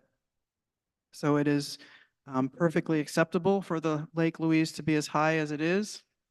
It's monitored literally every single day, and it is still just a little bit under its peak, which we will aim to maintain up until July when basically the rains stop. I'd like next to speak a little bit about the architectural control changes. Based on new construction submissions, SVCA will be at least as busy as last year in terms of building activity. Because of our location in the watershed, large-scale excavation is limited between June and September, so most projects start up about this time. As you know, the ACC has proposed revisions to the AC policies, and new fees and fines were recently approved by the board. A meeting with builders has been scheduled for Tuesday, May 21st, to review what is new, to share information on how to work more efficiently with staff, and to answer builders' questions about our many complicated policies.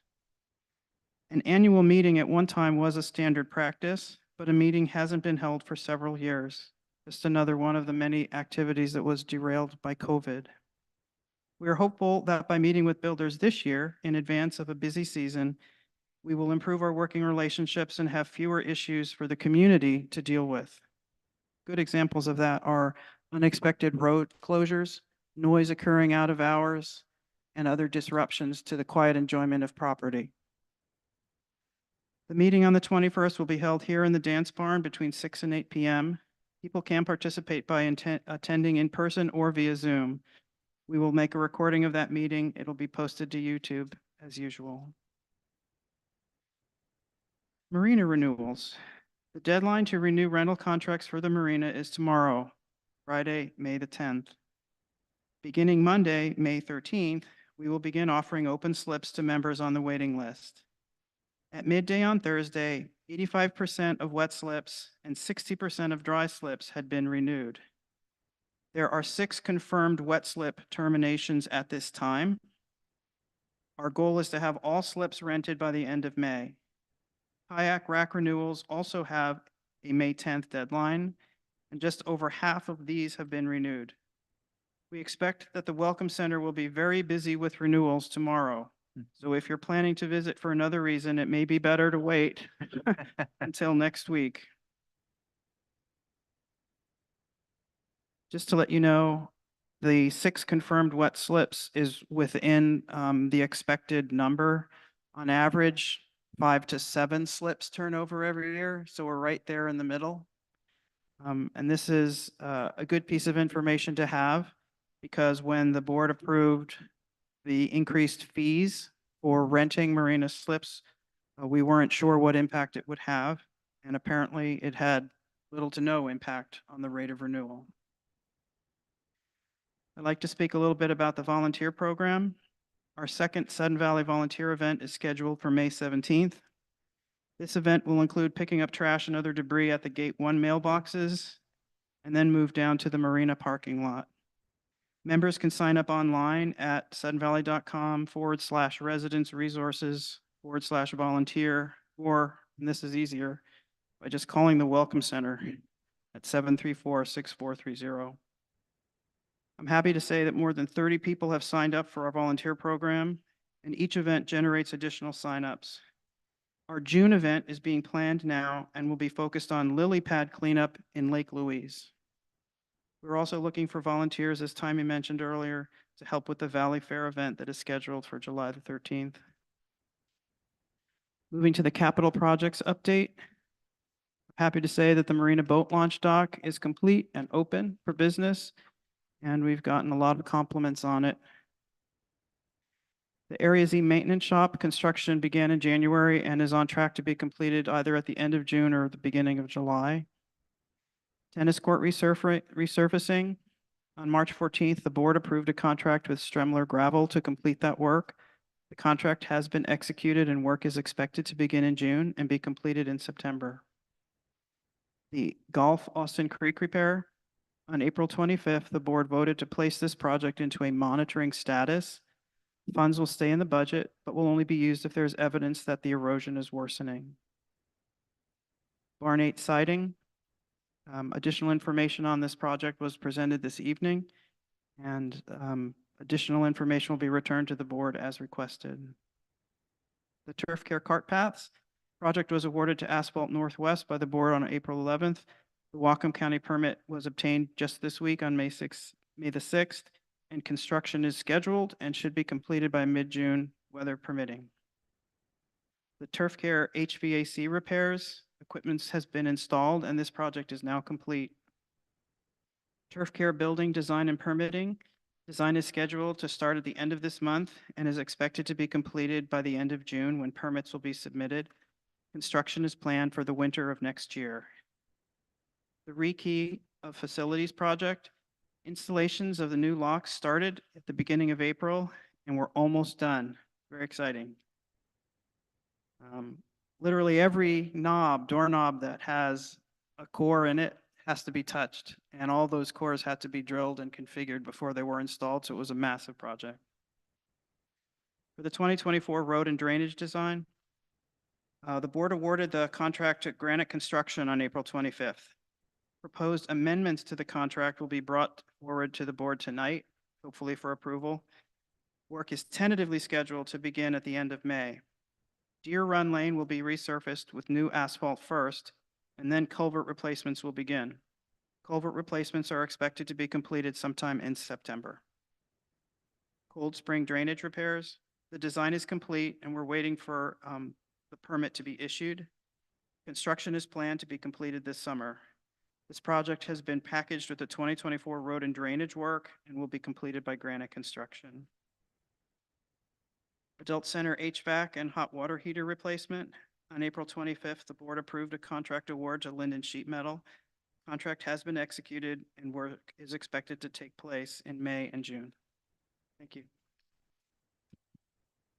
Thank you, Joanne. And then do they have the sheets with the department? Yes. I have a question that has Yep, go really ahead, Tonya. nothing to do with your GM report, but there was like a whole lot of Lake Whatcom water and sewer, like big trucks at the campground the other day. Do you know anything about that? No. Okay, thank you. I've made a note. I also made a note about the spraying. Any comments, questions on anything?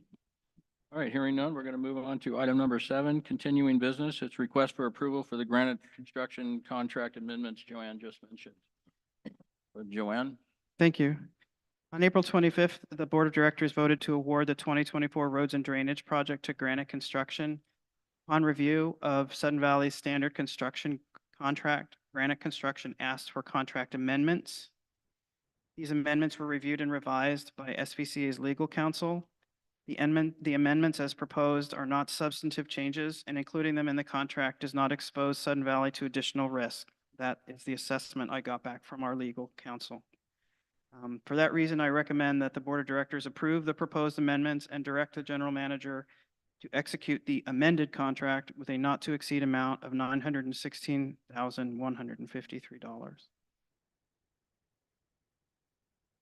right, so we have a motion. I guess we'll go technically do it correct. We move that that SVCA Board of Directors approve the proposed amendments and direct the General Manager to execute the amended contract with a not to exceed amount of $916,153. You get a second? Second. Questions, discussion? Linda? So this is an amendment for the 24 roads and drainage project. Is this same amendment going to have to also go in the contract for Cold Spring? It's a joint, it's one contract. Thank you. Any additional questions? Okay, hearing none. Can we vote? So the motion on the table is move that the SVCA Board of Directors approve the proposed amendments and direct the general manager to execute the amended contract with a not to exceed amount of $916,153. All in favor? That's unanimous. Thank you, Joanne.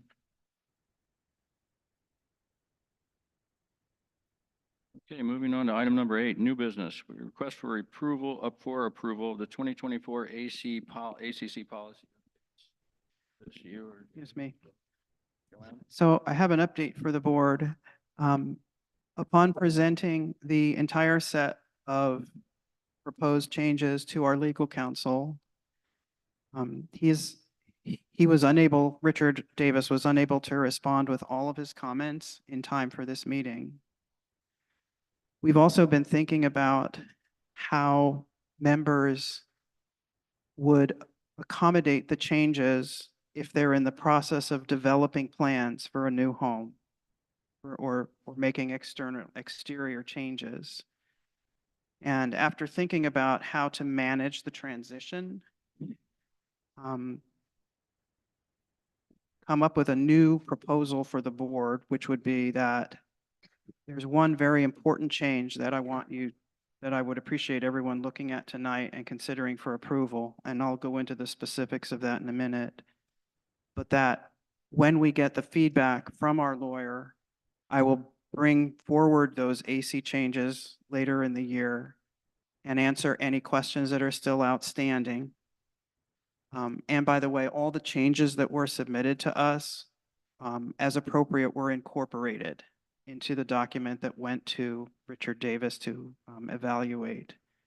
But when his comments are available, I'll bring it back and then the board can consider it. We are not under any time constraints, but we would like to approve it relatively soon so that we can publish it and have them go into effect January 1st. That way, people who are in the process of developing plans for a building don't have to change horses midstream. They've got time to accommodate those changes. And if they're close to submitting now, they won't suddenly have to submit plans under a new set of rules, but that were developed under a different set of rules. So that's our new strategy for bringing forward those changes. Are there any questions about that before I get into the specifics of the one element that we would like approved? Sonia? Yeah, so I know you said, basically you submitted it to the attorney as, I forgot the exact language, but I'm seeking assurance regarding those elements that are exactly taken from the restrictive covenants and put into these policies, because it is my understanding from his advice last year was that we are not able to actually alter the restrictive covenants without a vote of the membership. We can expand on the restrictive covenants via policy, but we can't completely change them. Like, for example, A-frames are prohibited under restrictive covenants, right? But these policies are saying they're allowed. There's two other items in there that I mentioned that there's specific changes to they're actually substantial changes to the restrictive covenant. So my concern is that he may not recognize that these policies are literally word for word the restrictive covenant. So a couple of things. One is, after discussion, the language prohibiting A-frames and modular homes was re-added, or manufactured homes was re-added back in. And secondly, your memo, your email was sent to Richard along with the document to draw his attention to those items. Okay, great. Thank you. Any other questions before I proceed with the request?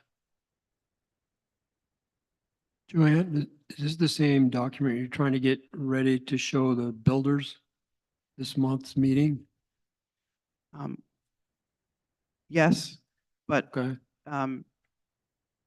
the the main thrust of the meeting with builders will be to emphasize the rules and regulations surrounding the conduct of construction in the association. And while some minor changes were proposed in the set of changes around work hours, we consolidated the rule about how much notice is necessary for road closure because it had been given as 3 different times in 3 different areas of that policy Yeah, manual. it's kind of screwed up. Yeah. Yeah, so anyway, the meeting is to go over that kind of stuff with the builders so that they're clear on what the expectation is and how best to alert us as to what they're doing so that we can communicate appropriately with the neighbors who are impacted and with the community at large. So the builders meeting will be very important to help us do a better job of managing and working together. The changes, the new fees, the new fines for violations, those are in place and approved by the board. So that's the substance of the meeting. And we can also let them know that there will be additional changes that will take effect January 1st so that they can advise their clients and be aware of the changes themselves. So I think that giving people more time to accommodate the changes, when we first brought them forward, there was a lot of pushback around that.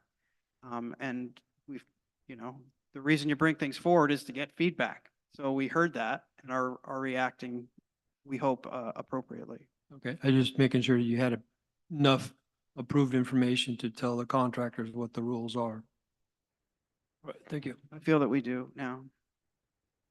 Any other questions? All right.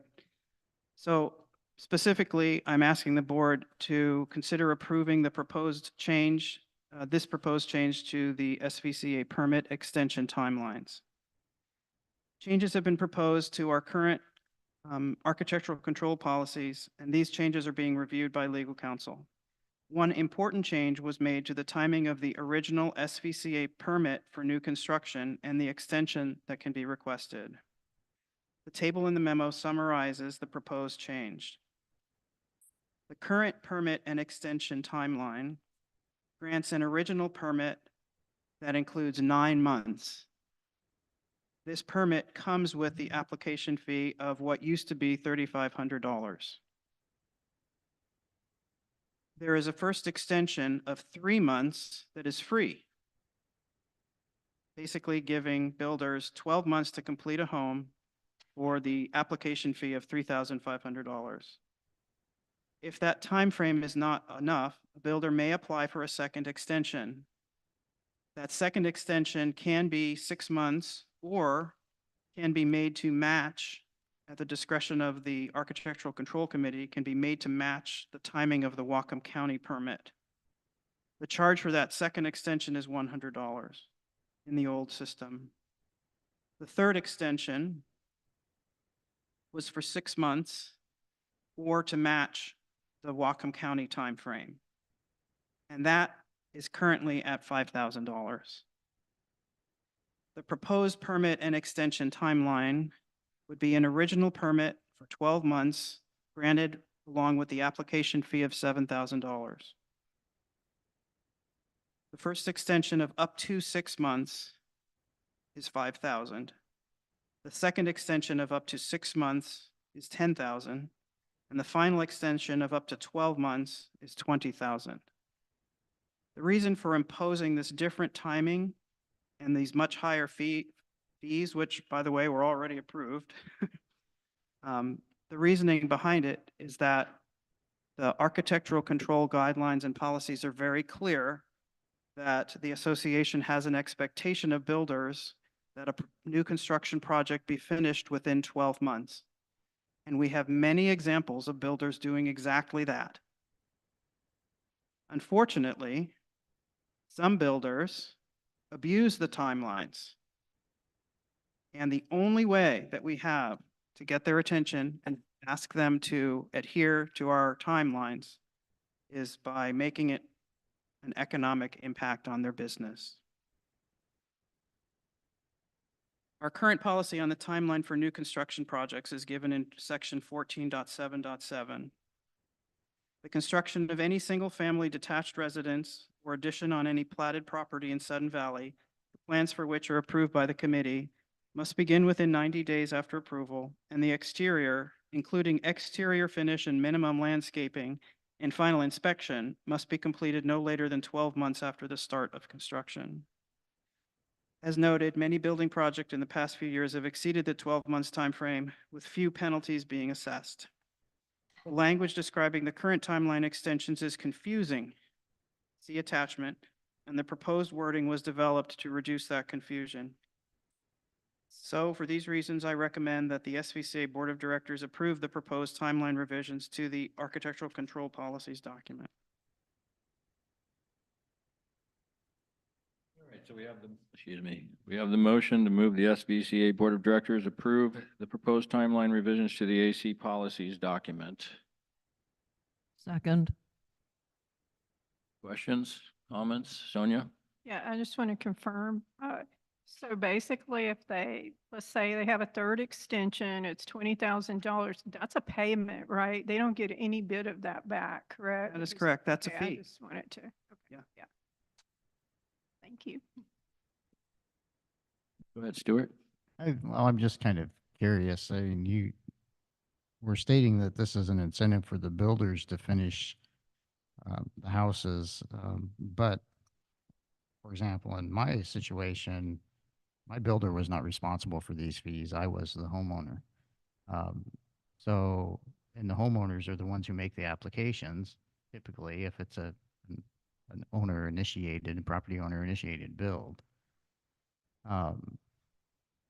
So how do you incentivize the builders to actually finish the home? I mean, I actually threatened to sue my builder because he was running over time and he didn't want to file for an extension. And, I'm kind of a rule follower. So how do you actually incentivize the builder and not punish the homeowner? Because it's a lot of times the person who owns the property doesn't really have any control over how quickly things are getting built.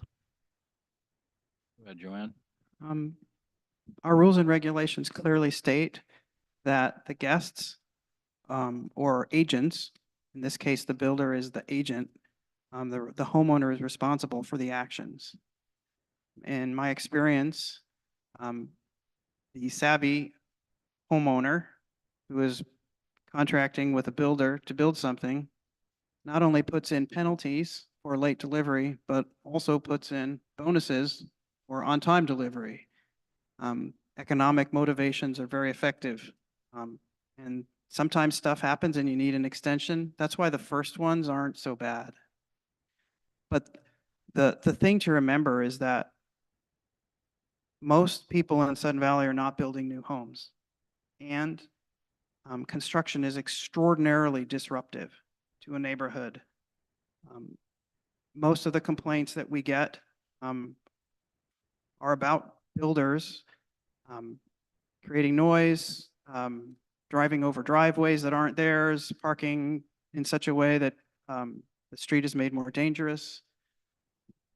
And the longer a project goes on, the more potential there is for builders to cause that upheaval. Ed, Rick? Yeah, to that end, it might be worthwhile to inform the lot owner as they're preparing to build the home that ultimately that they are responsible, and they may want to include some of the verbiage as you described in their contract with the contractor. I don't know. People don't necessarily read all of the CC. Fine print? Yeah. They sure don't. Right. And so I don't know, maybe there's some way of kind of tipping them off as they're pursuing that pathway. Any additional questions, AJ? I agree with Stu. I feel like these fees are pretty exorbitant. At the end of the day, incentivizing the builders sounds like we're just trying to incentivize those builder-owned lots. Do we have any data as to how much of the lots that are getting built are builder owned versus what Stu just described? What are the fees being charged by like the county for these types of things? Are we in line with what they do? Because I mean, it's $5, $10, $20,000. I mean, I get we want these people to build homes, but at the end of the day, that's just our homeowners who are going to pay those costs.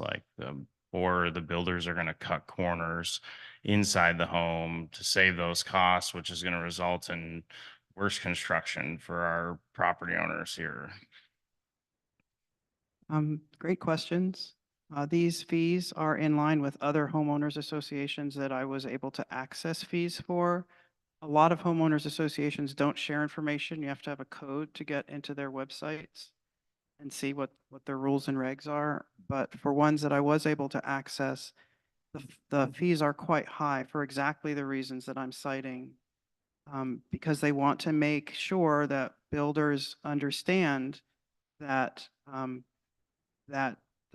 it's necessary for them to complete quickly and to complete efficiently and to stay within the rules and regulations of the association while they're doing that. In speaking to people who have been builders and built at other homeowners associations, it is much more difficult to build at other associations than it has been at Sudden Valley. I don't know. I mean, the fees that you're discussing, AJ, were already approved by the board as part of the entire AC fines and fees schedule. So what I'm asking now is that the timelines be adjusted so that the fees are actually more fair, because the current timelines in the AC manual are for 9 months, 3 months, 6 months or more, 6 months or more. So the fees don't align to the current schedule. And this is a problem because of the delay in approving the AC changes. Lori? My question was just to clarify where we vote. I thought we'd already approved the fees. So I Okay. just was confused.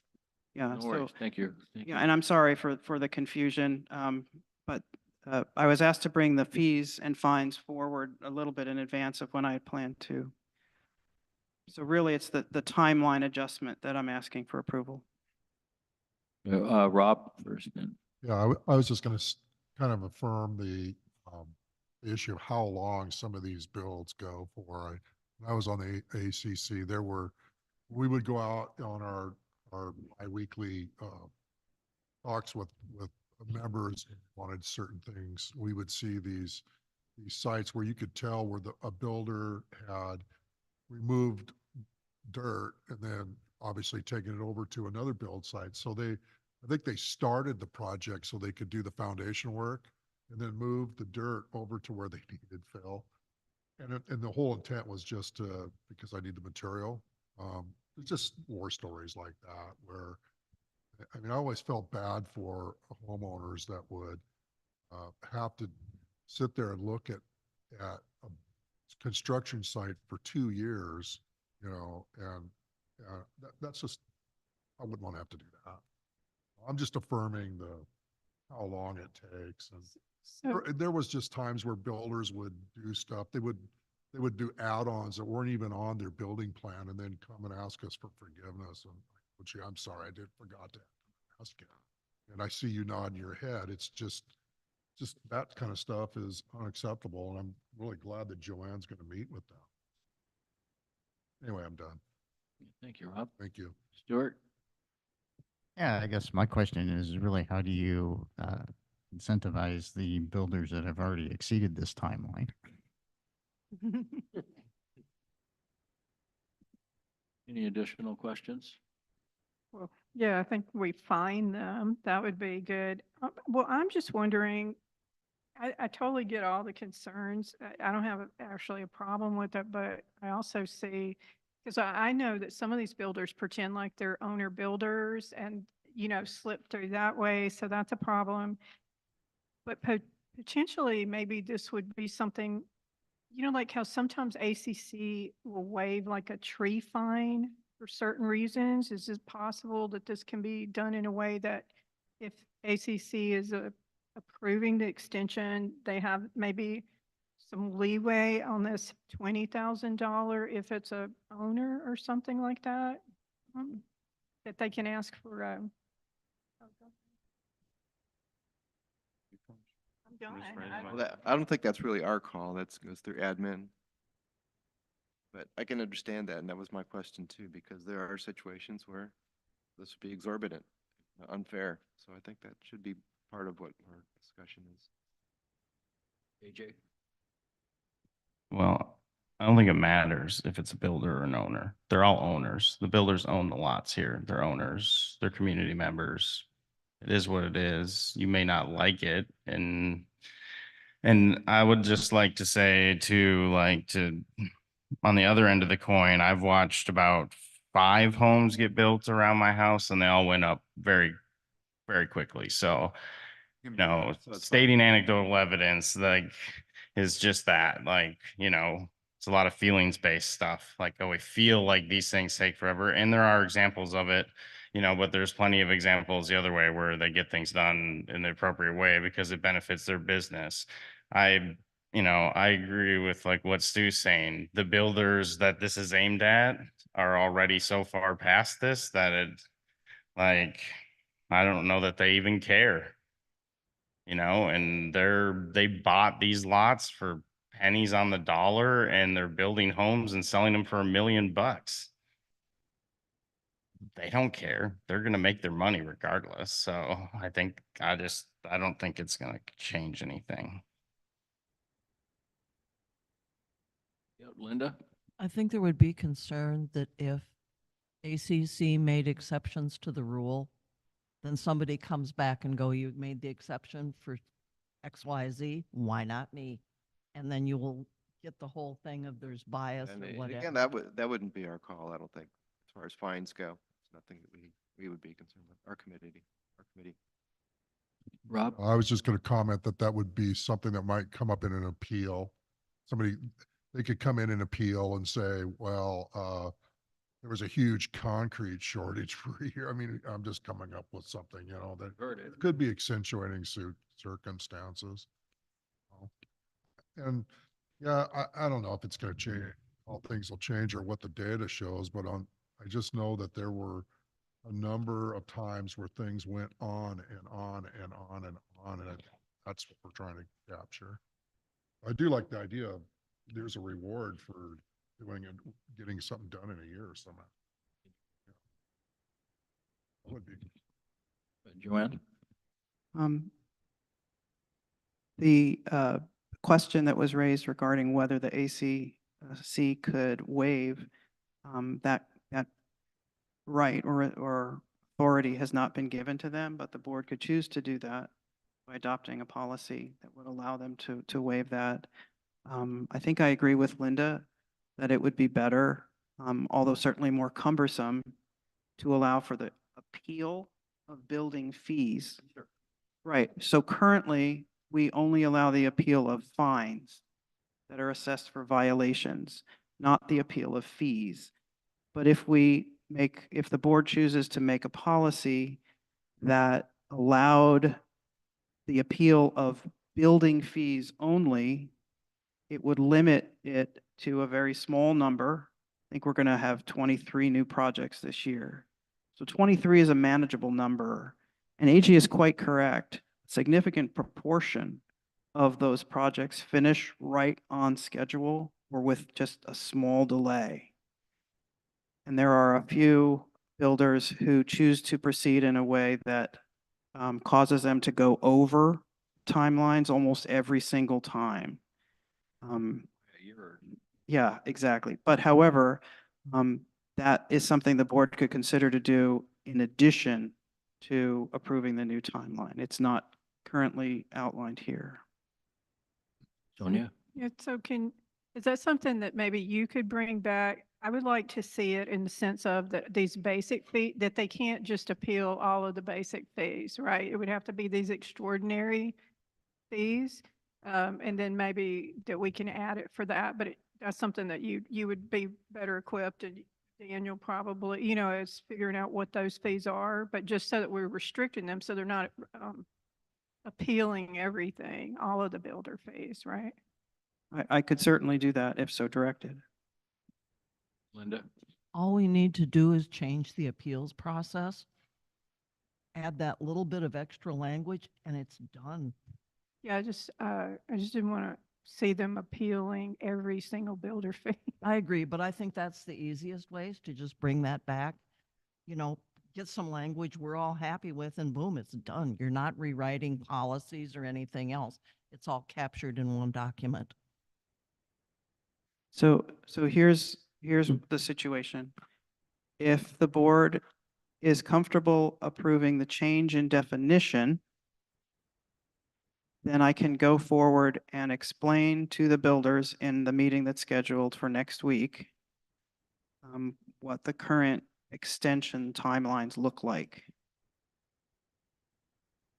If the board is not comfortable, I would suggest that we quickly write another motion to return the fees for extensions to the same as they have been, because the new amounts don't work with the old timeline.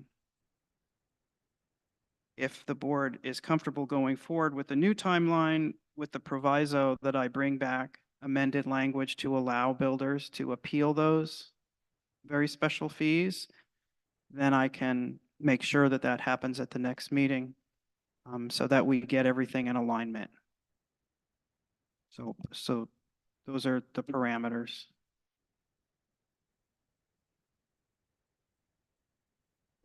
Stuart? I'm fine with the timeline. I mean, that's not really an issue. And the fees, of course, because we approve that. But my question is what, and this may be in the ACC and maybe Daniel can answer. The question is what considers start of construction? I know I walk around gate 1 and gate 2 all the time with my dog, and there are numerous lots that have been cleared, have been sitting there for a couple of years that were cleared. So is that considered the start of construction, or do you have to like put a foundation in before it's considered start of construction? I think it's when we approve their application. It's usually, sorry, my mic is really hot. It's, we usually set it to June 1st. We don't want to have to approve everybody at the last meeting in May, but that's really what they want. Because if they can't start clearing, they can't start clearing before they have an approval. And certainly they can't start digging before they clear. And if they can't start digging before June 1st, you can see how this all stacks up, right? So, typically the start is set for that June 1st date, and that everybody hits go at the same time. That's been But if Joel's they're practice. approved before that date. Absolutely. So if the ACC isn't seeing it to July and the builder still wants to go forward with the project, they can set it to start whenever, as soon as it's approved. But that's kind of how we manage the construction or the excavation window. Can't they apply and they have up to 90 days before they actually have to start? Oh, yes, of course. Right, so they could apply in March, get approval, and then start for June 1st. Correct. Yeah. Linda? I've got to talk to what Stu brought up.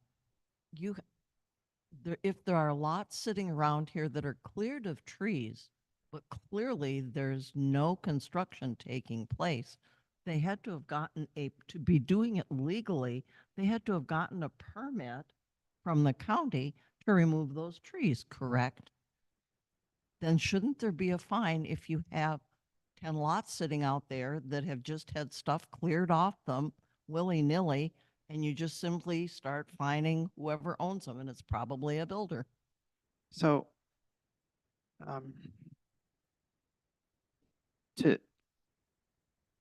I do not have the capacity on my staff right now to go through and audit the records to the extent that would allow us to identify building sites such as Stuart described. We could drive around, I guess, and try and identify them that way. And certainly Have a new job. members of the community are hugely helpful when they alert staff to potential violations or dangerous situations. I can tell you that even if we don't acknowledge right away what a member has submitted to us, we absolutely check on it because A, we don't want anyone to get hurt, and B, it's our best way of identifying when something is out of whack. But the fee for failure to make progress throughout the entire, throughout the building, throughout the construction progress is something that I recently addressed by asking our ACC consultant to do quarterly inspections at building sites. We don't go in and poke around, but he drives by and observes the site on a quarterly basis to ensure that some progress has been made since the previous. But that's something new that I've asked him to do, and that is another cost. And so we're constantly having to balance, yes, we want to enforce the rules and regulations that we have in place. And to do so requires more resources than we have available. So it's a constant battle. Also, we don't want to live in a police state where people are running around, looking for violations. We do, however, want to identify violations that are disturbing people's quiet enjoyment of their property, because that's what's given in our rules and regulations, bylaws everywhere else, as the right of an owner in Sudden Valley to enjoy their property and the common amenities. And I also want to say, I don't think it's illegal if you owned a lot to submit a request to have a tree removed from the county. I mean, I know there's a lot of lots I've looked at that they're landscaped, or somebody's house next door to them, they've landscaped it and had it for 10, 15 years, and now they're off in the lot. They do that. I don't think it's illegal to do that. We should be watching it though. Here we have our own rules, so. Any additional questions, AJ?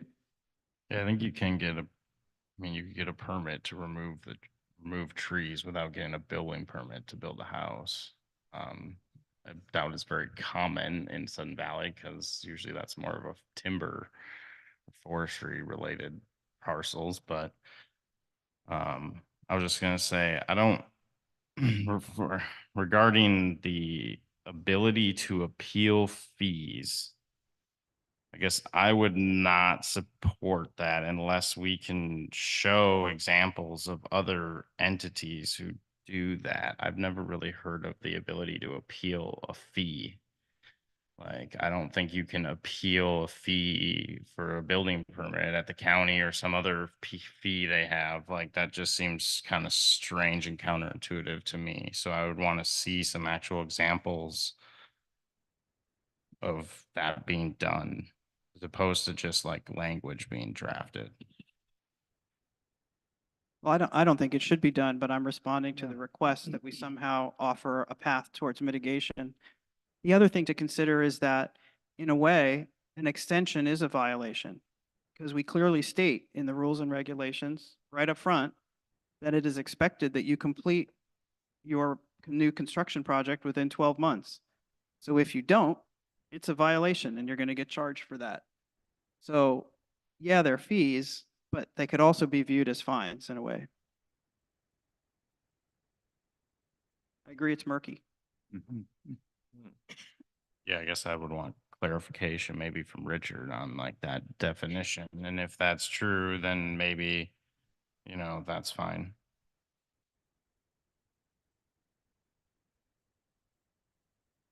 Lori? Yeah, I wouldn't be opposed to people appealing the fees, fines, or things like the first extension, second extension, like say they are going to, something happened in their life or a construction, like lack of cement or lumber or something like that.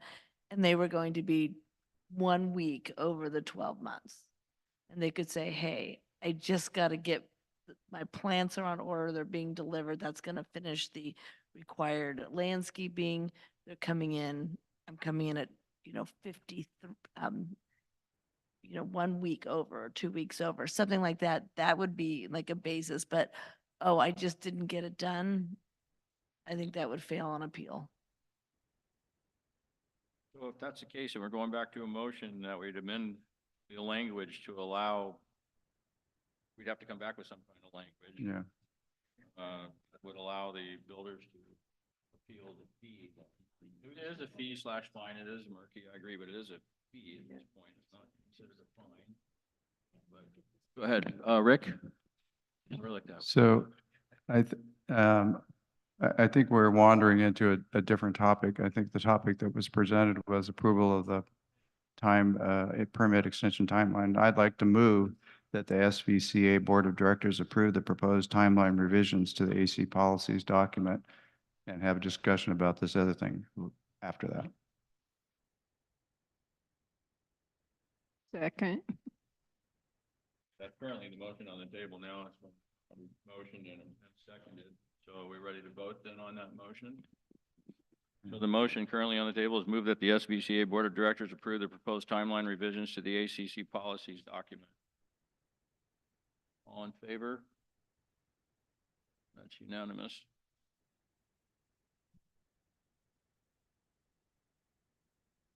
So the other Okay, is just to direct Joanne to bring something back. Yeah, I think we want to take that discussion So, now. Yeah. I think we should. We take Well- that discussion now to move that the SVCA Board of Directors direct Joanne, the general manager. We're going to have to contact legal to come up with some kind of language to address these, for the possibility for appeal, these fines slash fees for the builders.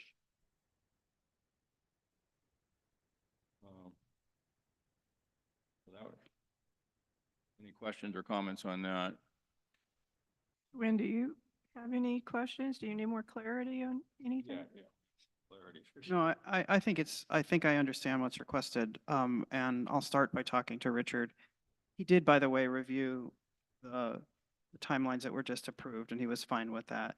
But I'll go back and ask about the fees and how best to, I'll ask for a recommendation on how best to address it, whether through a policy or amendment of a current policy, a new one or amend a current one.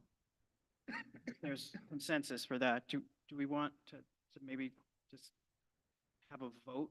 Yes, we're going to do that right now. So we're going to move that the Board of Directors request that the general manager get direction from Richard, the legal attorney for Sudden Valley, on the direction to take regarding the possibility of builders appealing the fees for extensions. That was a wordy motion.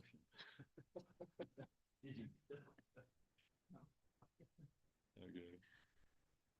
We need a second on that. Second. That was me.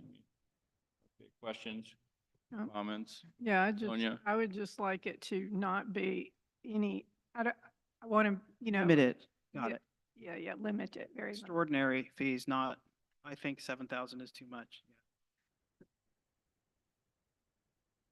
Okay. We vote. All in favor? Let's vote on that. All in favor? That's unanimous.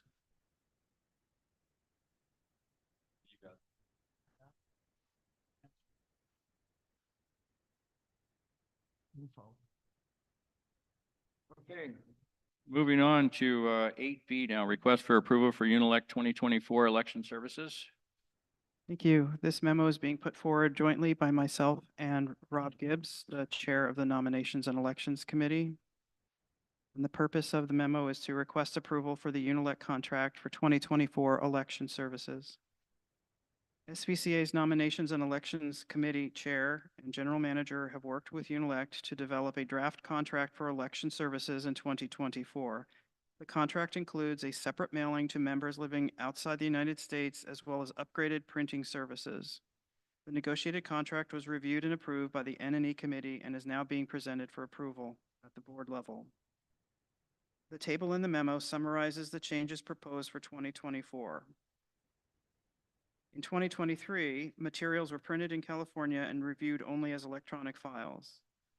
In 2024, we propose that materials will be printed here in Bellingham and reviewed both electronically and, in the final instance, as hard copy.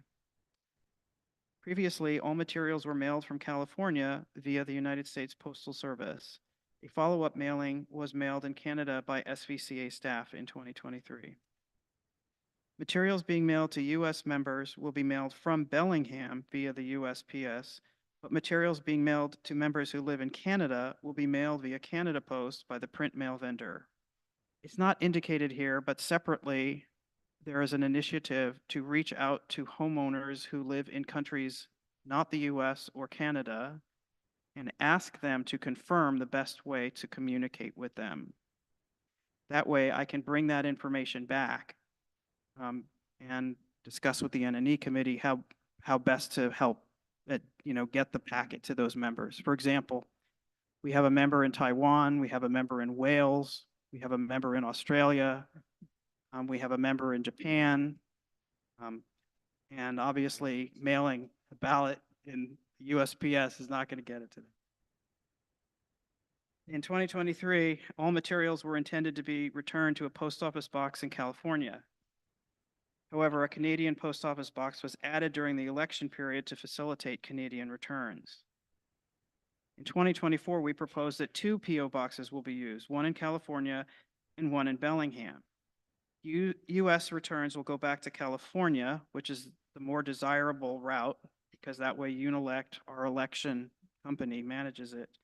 Canadian returns, however, will go back to Bellingham. Upon investigation with the USPS, we were assured that because of the logistics of the postal services, something coming from Canada would get to Bellingham faster than it would get to California. We found it to be extremely expensive and extraordinary to send SVCA staff and a member of the N&E committee into Canada to clear a postal box. That was not supportable going forward. In 2023, the outer mailing envelope was a white 6x9 regular envelope and used inkjet printing. Quality of that was not great. In 2024, we're proposing that the outer envelope will be a 6x9 window envelope that is impact printed in full color. This will give a much better appearance to the envelope. The mailing address would be visible through the window. Last year, the mail date for election materials was 9/27. This year, we're proposing 2 mail dates. Canadian members will be mailed on 9/23. U.S. members will be mailed on 9/25. Last year, all election materials were finalized or sent to the printer at one time. This year, we're proposing that some materials will be finalized at interim dates to facilitate the impact printing of the outer envelope. The rationale for changes, the upgraded envelope. Generally, about 1/3 of SVCA members participate in elections. Research on consumer response to mail campaigns is consistent in identifying that the quality of the mailed materials has a significant positive impact on response rates. Increases of up to 10% have been demonstrated through the use of a color window envelope.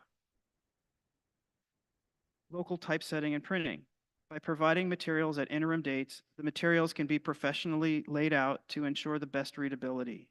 By doing this work locally, it will be possible to proof the materials in hard copy, significantly reducing the likelihood of errors without affecting the timeline. The separate Canadian mailing. In 2023, several Canadian members let us know that they had not received their ballots when expected. After conducting research into international and Canadian mail processes, UniLect determined that the handoff of mail from the USPS to Canada Post added as much as 14 days to the delivery time, and similar delays were experienced when Canada Post returned mail to the USPS. By mailing the outgoing election materials using Canada Post, the initial 14-day delay can be avoided. Summary of costs. In 2023, the proposed cost for UniLect services was $17,093.75. Actual costs, however, were $23,778.84. The increase was due to the additional printing and postage required to accommodate Canadian members. In 2024, the proposed cost for UniLect services is $22,519.65. This includes estimates for both USPS and Canada Post postage. For these reasons, I request that the Board of Directors approve the proposed contract with UniLect for election services in 2024 and authorize a general manager to sign the contract on behalf of SVCA.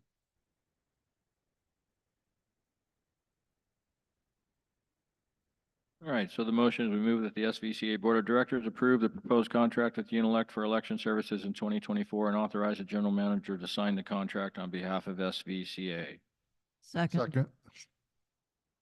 Go ahead, Linda. Questions, comments? Sonia? Yeah, so I know you said it's not mentioned in here, but I'd like, you also said that there would be an additional effort to go after our foreign members. I know you yourself mentioned last year after the election that it was potentially influenced by the Canadian members getting additional attention, the additional mailers, even the second ballot mailing was a different size. It had a different look than our normal mailing. So I would like assurance that whatever is going on with our foreign members, we do the same thing for our domestic members, because it seems like that we're potentially altering the outcome of the election. There was some speculation that that happened last year. And so, I'd like to not see that repeated again. It seems like that's information we need on everybody, that everybody needs current, mailing addresses. Perhaps that's a postcard or something. Yeah, so thanks for bringing that up. Over the past several months, staff have undertaken an initiative to go through communications received from members and update our database with the additional contact information that was volunteered by those members as part of their communications with us. For example, if someone emailed us, we recorded that, not for outgoing email blasts, but to be used selectively if we need to get in touch with an owner. We've updated more than 600 records in the database with improved contact information. Also, recently, a separate initiative was undertaken to identify the list of members who report a mailing address that is different from their Sudden Valley address. And that initiative is part of an effort to understand how many owners may be renting their properties here, which would require follow-up on the part of the association to ask that a copy of the lease be provided as is outlined in our rules and regulations. So there's been a considerable amount of work done to upgrade our contact database as just described. Secondly, you raised concerns regarding the potential impact on response rates of various efforts. And I do not propose to undertake any efforts with foreign members that impact the election without fully apprising the N&E committee as well as the board and asking for direction. The only initiative that we will take is to confirm the contact information so that we are able to get in touch with those members. In several instances, well, one in particular stands out. An owner of an empty lot, we tried to get in touch with them because there was a dangerous tree on their property that was going to fall at any minute on the house next door. And we needed to get in touch with that person. They lived outside the US. They didn't respond to any communications that we sent them, even though we had email, mailing address, and telephone. So it's a great example of how having that contact information is important.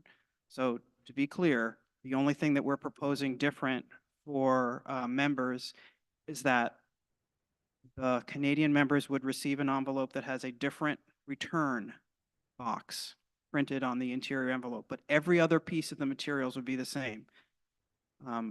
And that it would be handled with a different kind of a fixed postage to the envelope. But the pieces mailed inside the US will also have a fixed postage, so that isn't an appreciable difference. So last year, you're absolutely correct. We had an outsized envelope, a big 9x12 envelope when we did that second Canadian mailing. And the inside return envelope was also different in that it had a different address going back to a Canadian post office box. So those differences have been addressed in the new proposal. And it's one of the reasons why we want to return the mail to Bellingham, because we don't want there to be some weird timing difference that, oh, Canadians get actually, more time to vote because we have to go up there and get it. So anyway, that's in response. Thank you, Joanne. Rob? Yeah, I just wanted to share, as long as I've been on the NE committee, there has never been a spirit of, well, I'll just put it this way. We've always said that we wanted to ensure that every member has an opportunity to vote and that their votes be counted. And last year, when it was reported by some of the members that lived in Canada that they hadn't received materials, they had concern that would their ballots get back to California. We responded appropriately by coming up with some countermeasures. In no means does the committee want to undertake any gerrymandering or, gee, how could I target this gate? I wasn't implying it was I have the floor, intentional. excuse me, I have the floor. There's no efforts for that. I'm sure that people could have perceptions about just really anything, but that's not the case. We want to ensure that people have an opportunity to vote on important items and that those votes get counted.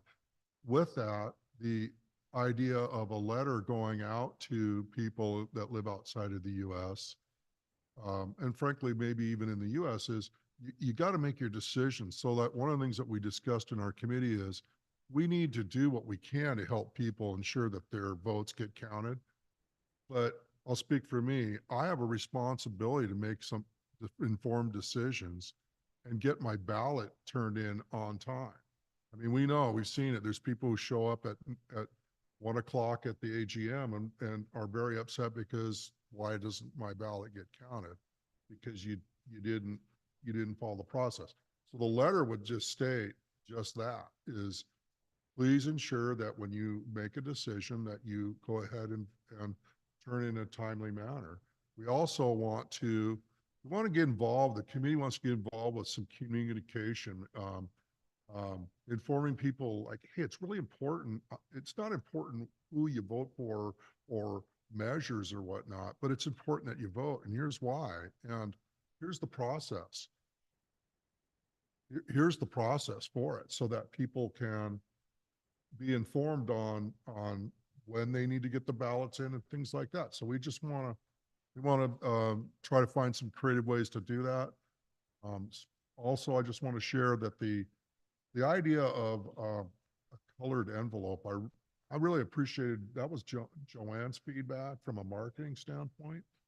And we've all talked about, and we've even asked potential board members, how can we get more people to vote? Well, here's something we've never done before. Here's a different way to go about doing that.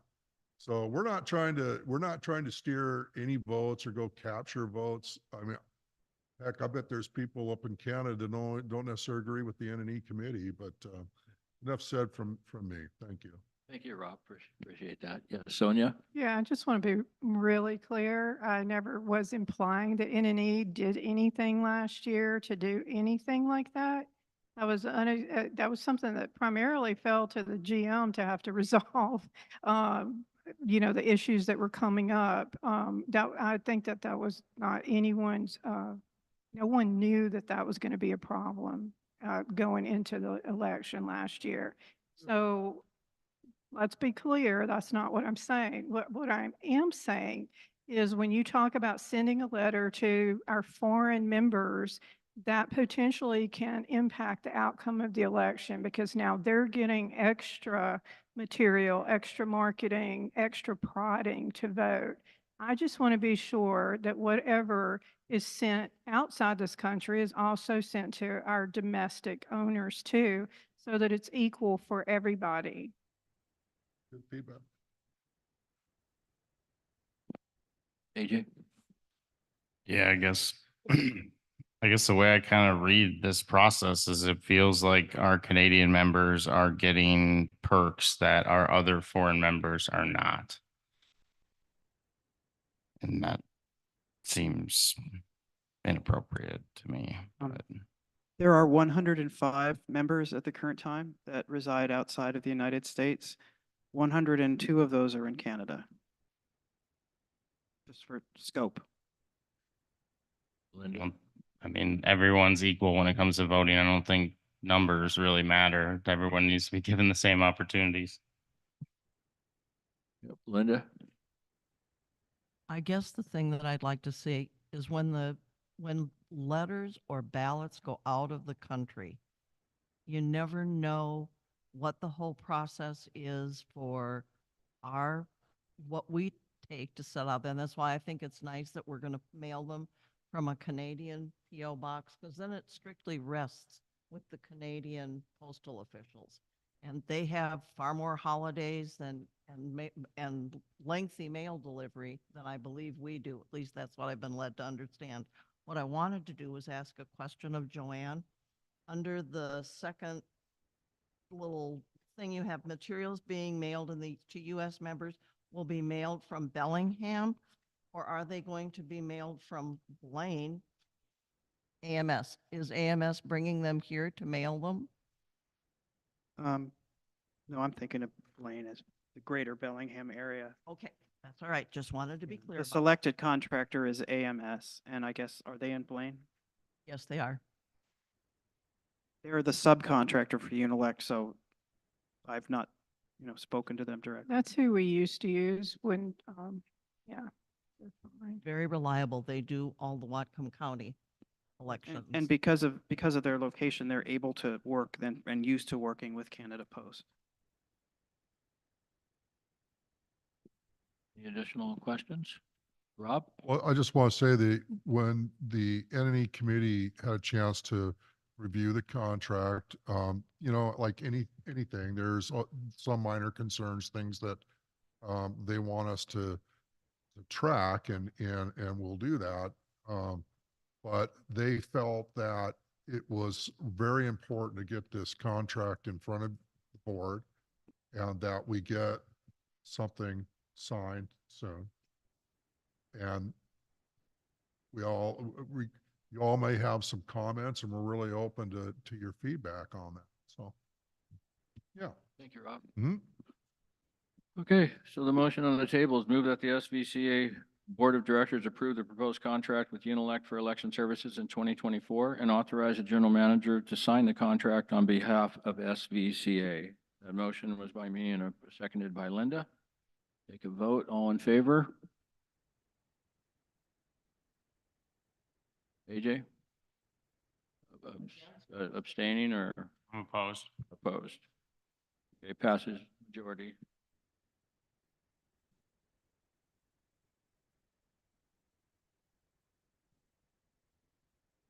Okay, moving on. 8C, request for approval for the golf pass for Brian and Krulak. Joanne? The purpose of this memo is to request approval for awarding past golf director Brian Kruhlak a lifetime family golf membership for the Sudden Valley Golf Course. Brian Kruhlak served as Sudden Valley's golf director from February 2011 through March 2024, an impressive 13 years of service. During Brian's tenure, the golf enterprise grew in revenue from $737,000 in 2012. I couldn't find the number for 2011. To more than 1.4 million in 2023, delivering just under 30,000 rounds of golf. A lot of golf. Amazing. In addition to growing Sudden Valley's golf enterprise, Brian also had the opportunity to provide continuity and leadership, acting as interim general manager. His calm and reliable presence has been a positive factor for both staff and the golfing community. In the past, when previous golf directors left Sudden Valley, they were granted a lifetime pass to the course. So I propose that to recognize Brian's many years of service to Sudden Valley community and continue the established tradition, that Brian Kruhlak be awarded a lifetime family golf membership for the Sudden Valley Golf Course. Right. So the motion is move that the Sudden Valley Board of Directors recognize Brian's many years of service to the Sudden Valley community and award Brian Kruhlak a lifetime family golf membership for the Sudden Valley Golf Course. I have a question. You have a Second. Okay, thank you. My only concern is how are we defining family? Immediate family. So his wife occasionally golfs, and he would like the opportunity to bring her along, I guess, on the 4 times a year she golfs. And apparently his son is also a member of the PGA, would like to golf with him. I had the same question. So, yeah, I think, yeah,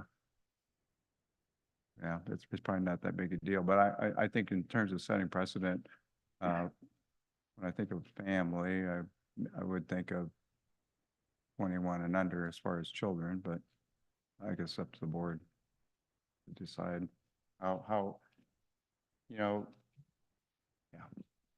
Maybe just saying immediate family and defining what that is, just so it's clear. I think, yes, Sonia had her. Well, I'm agreeing with that because they're grown, and I'm pretty sure the son doesn't even live at home anymore. A family membership currently goes for $3,500 a year. That's a significant amount of money. I have no problem with Brian, receiving this benefit. That said, if he retains his PGA status, he can pretty much play for free anyway, so can his son. So I'm not exactly sure.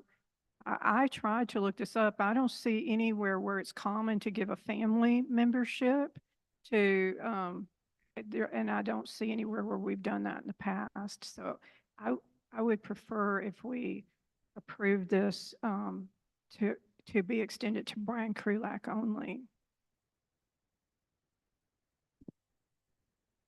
I'll go to you, Stuart, first, and then, yeah, go ahead, Stu.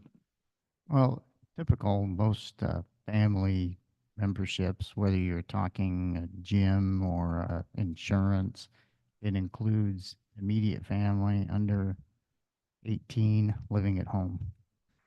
And I don't see why this should be any different. So I would propose Brian and his wife, because she doesn't really golf that often. For what? I'm sorry. I'd propose that it's for Brian and his wife, but I don't think his grown children should be included in a family membership. Like him and spouse, isn't there like a rate like that, like a individual and spouse? Go ahead, Lori. I was kind of mainly for Stu, maybe he knows when a normal any day person comes and buys a family membership, is it defined by the golf department? Is a family membership It defined? probably is defined, but I don't know what it is. Yeah, I don't know if it's 18 or 21, but it's something along those lines, I'm pretty sure. If it's defined if it's defined already as a golf membership, then it wouldn't really matter. He doesn't have any children under the age of 21. It sounds like we could address this easily by just removing family out of the motion. No, I don't object to family. Oh, but some do. The definition No, of, just as Lori said, family being if it's adult. defined as people living in your house full-time, I don't have a problem with that. You're good with that. Spouses, underage children, Okay. right? I mean, AJ? Yeah, I guess I would be supportive of giving them a single lifetime membership. I don't see any reason why his wife or his kids should be rewarded for the work that he did for the community. That just seems counterintuitive. And just to put some numbers to this, like looking, a family membership is $3,360 a year. If they use that for 20 years, it's almost a $70,000 value that we're giving away. And so I don't know. I think Brian should be rewarded for his service with a single membership. Any additional discussion, Lori? In the past, has it been an individual, a couples, or family membership? Actually couldn't find anything. This was reported to me that it was a tradition by members of the golf club whose knowledge was clearly better than mine. And I apologize, I couldn't find any documentation. You'd have to go back to Greg Paul and when he first started in 2011.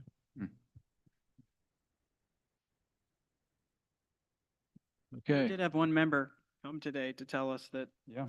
the two previous ones had received it. Yeah. Okay. Any other discussion? Okay, hearing none, we're gonna make the motion, move that the SVCA Board of Directors recognize Brian's many years of service to the Sudden Valley community and award Brian Kruhlak a lifetime family golf membership for the Sudden Valley Golf Course. It was motioned by me, seconded by Linda. We'll vote now. All in favor? Thought we were amending that motion. Opposed? AJ and Sonia. Not opposed to Brian. Does every his golf back. person who works for us get lifetime memberships now that put years of service in? Were you yes or no, Ray? Yes.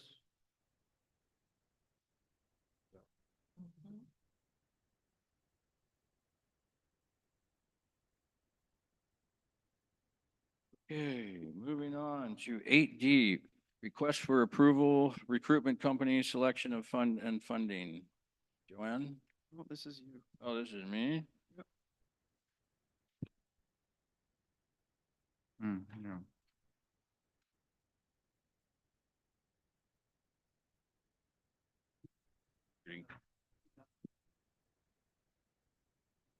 All right, the purpose of this to select a vendor to assist SVCA in identifying a journal manager to replace Joanne Jensen, who is retiring at the end of October. Background, the memo was presented to the board on May 2nd, describing the proposals of 4 executive search firms. These firms were Adamant Inc., Zion Executive, Rothman, and GSI. The board has had 1 week to review these proposals. I now ask that the board discuss and vote on the following questions. So in all our review of this stuff, does the board want to select one of the search firms that submitted a proposal or obtain additional proposals? First question, how are we feeling about that? You guys all researched everything? You looked at everything? Yep. Go ahead, AJ. Well, I think at least 3 of us at the last meeting, me, Stu, and Sonia, are all saying that we should be forming a committee of the board to evaluate what we actually want in a search firm. And I think that committee should provide a recommendation to the board, if not even put together an actual RFP that we put out. I think the recruitment company proposals that we have is a good start, but I think that step should be taken. We should form a committee and the board should direct that committee through forming it what they're supposed to be doing. You, AJ, any additional questions, comments? Sonia was first. She got her hand up real quick. Yeah, I'm just going to kind of agree with that, just in the sense of that is something we kind of discussed, was that we need to be really clear what exactly are we looking for that's going to influence who the recruiting company is. And a lot of these, we can contact them once that foundational work is done.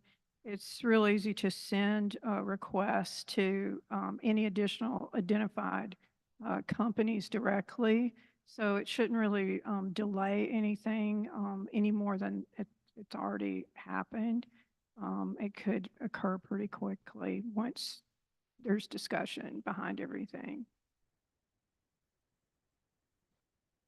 Any additional, Linda? Go ahead first. Okay, good. All Stuart? right, I'll go ahead. No, I agree. We should form a committee and have a discussion, figure out, what the qualities and everything for hiring management. I mean, that's typically what happens in a corporate level. And I think we should be very specific about a timeline as to when we want it done. I mean, this should not be a committee that goes on and on and on forever. I mean, 2 weeks, a month at the max, but we should have a company or a proposal to the board rather quickly. Thank you, Stuart. Linda? So I went back into 2020 when this was last done.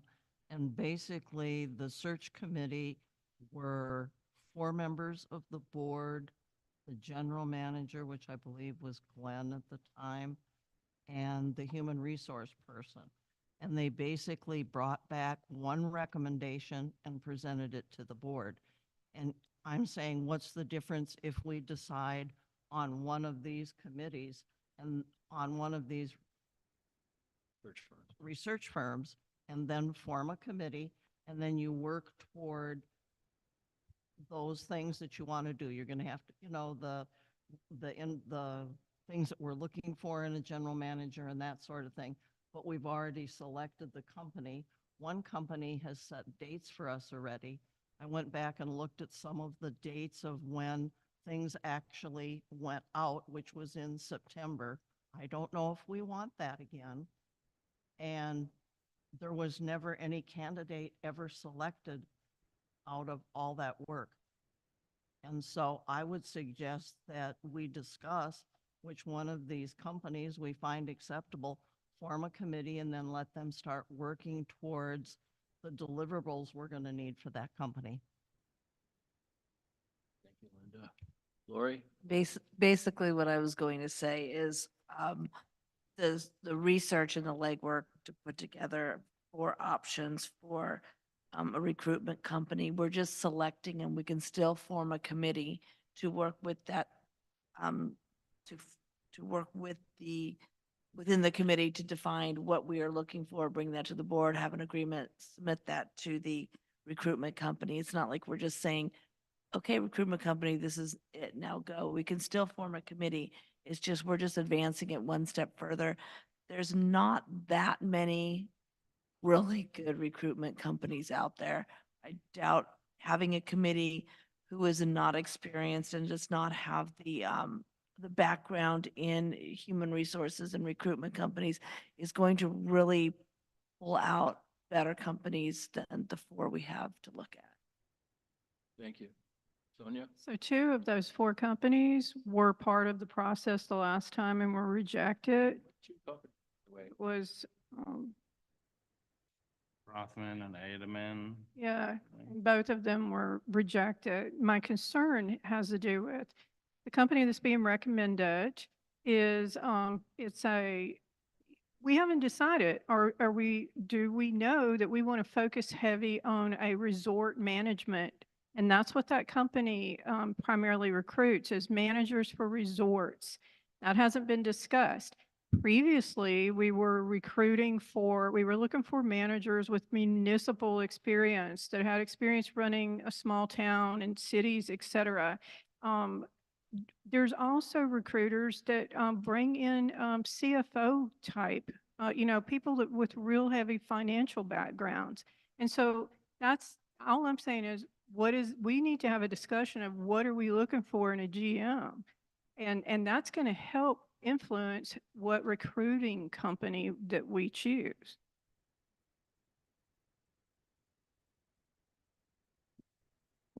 AJ? Yeah, because like the first step is what are we actually selecting? We've never even as a board discussed the selection criteria for a recruitment company. That's the point of an RFP, is you establish those parameters of what we're all agreeing we're going to evaluate these proposals based on. So that's why you form a committee to develop an RFP that outline. I mean, this is exactly what I do for work. This is point blank. I write an RFP, we have evaluation criteria, your project approach, your past experience with this, your vision on how to complete this project, that's for an engineering projects. For a GM recruitment, it's going to be much different criteria, obviously. And yeah, I guess in my eyes, that is how we would then pick a recruitment firm. And then we'd move forward with that recruitment firm. That committee that we have would then be responsible. I mean, we should be looking at the board should be like reevaluating the job description of the general manager too before selecting a recruitment company. And then we should also review that with a recruitment company, but we should have our basis of what we feel we want. They can come back and provide some recommendations if they feel that's an unrealistic ask or this or that, and there can be some edits, and we can work through that with those companies. But I think we should have a good base. We shouldn't go in there and be like, you tell us what we want to run our community. Like that's backwards to me.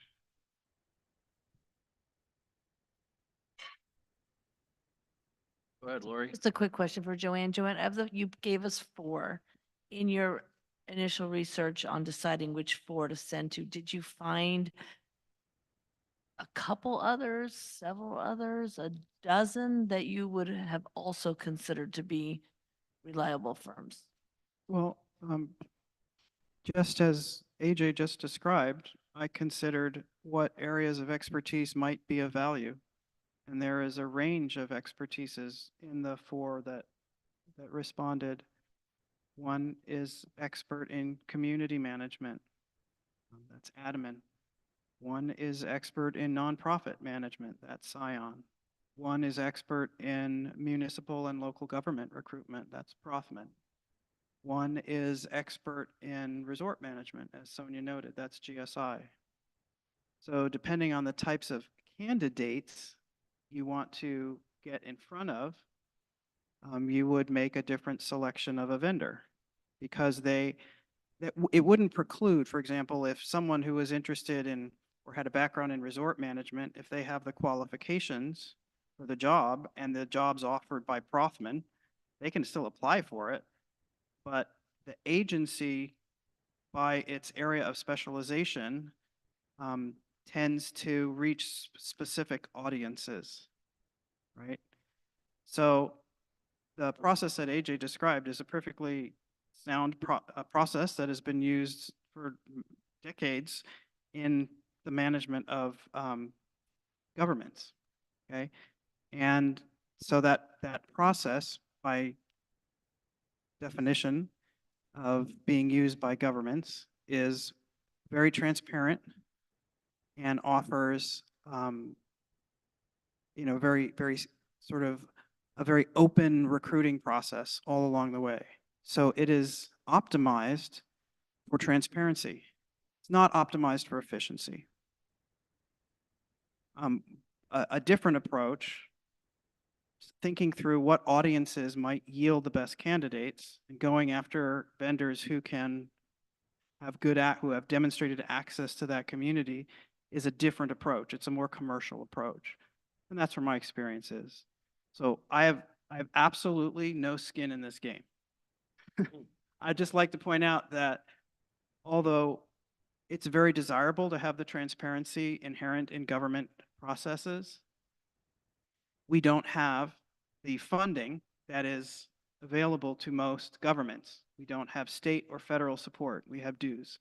So it behooves us to be a little bit more efficient in our practices. That is not saying that you can't do the other process. I've already acknowledged that it has many benefits.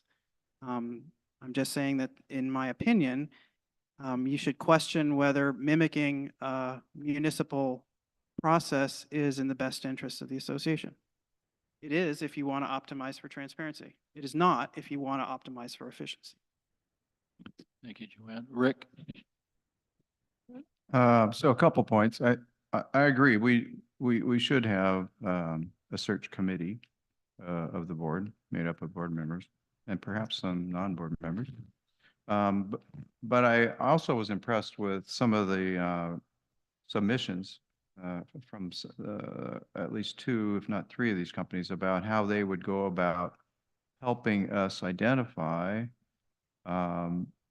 what we are looking for in our next CEO, general manager, in the sense that they wanted to meet with the board, they wanted to meet with other stakeholders, including staff, to help better understand what our needs are and what our interests are and how we want how the board wants the organization to move forward. So I think it's a little bit of both in my mind. I do think we do. It probably would be more efficient to have a committee do a lot of the background work and bring it to the board for final discussion.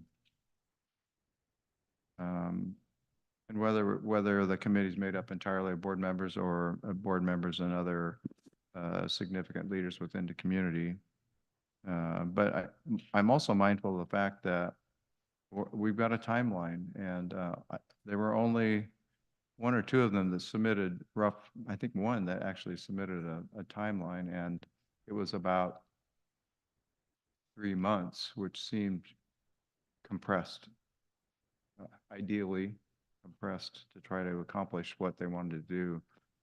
I think more reasonably, it's going to be 4 to 6 months. AJ? I think you just highlighted the fact of why we need an RFP. Like Joanne just said, this one has this experience, this one is tailored towards this one's tailored towards this. We haven't agreed, no discussion has happened anywhere on what that is. And so like, before we even evaluate proposals, we should have that discussion, basically, you know? And so I think that's where I stand. Any additional questions or comments?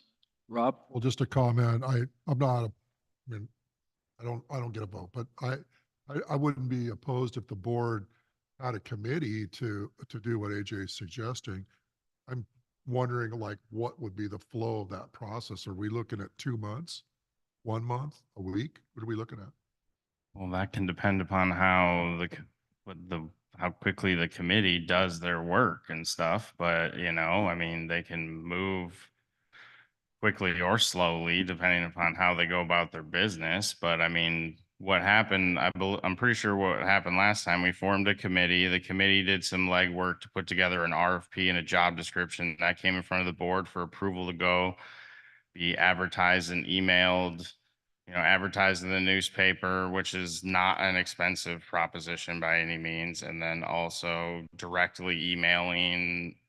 The memo I put together, I wrote, I think, a list of companies that we found, maybe 25 or so that I like also directly emailed in addition to putting out the RFP. All those results came back. The committee evaluated them and they provided a recommendation to the board on which one to select. And then the board agreed with that and moved that forward. And then we executed the contract with that company. And then we moved forward with evaluating that job description further with that company, putting together the recruitment materials, brochure, blah, blah, blah, that the recruitment company puts out and stuff. And then that all came back for the board and got approved to go be advertised. And, yeah, you could certainly drag the process out for months and months, especially with, if you only meet like once a month. But if the committee does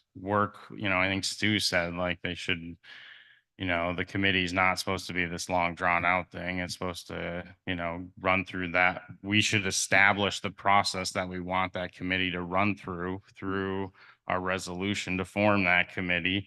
And then, yeah, it would. Yeah. Go ahead.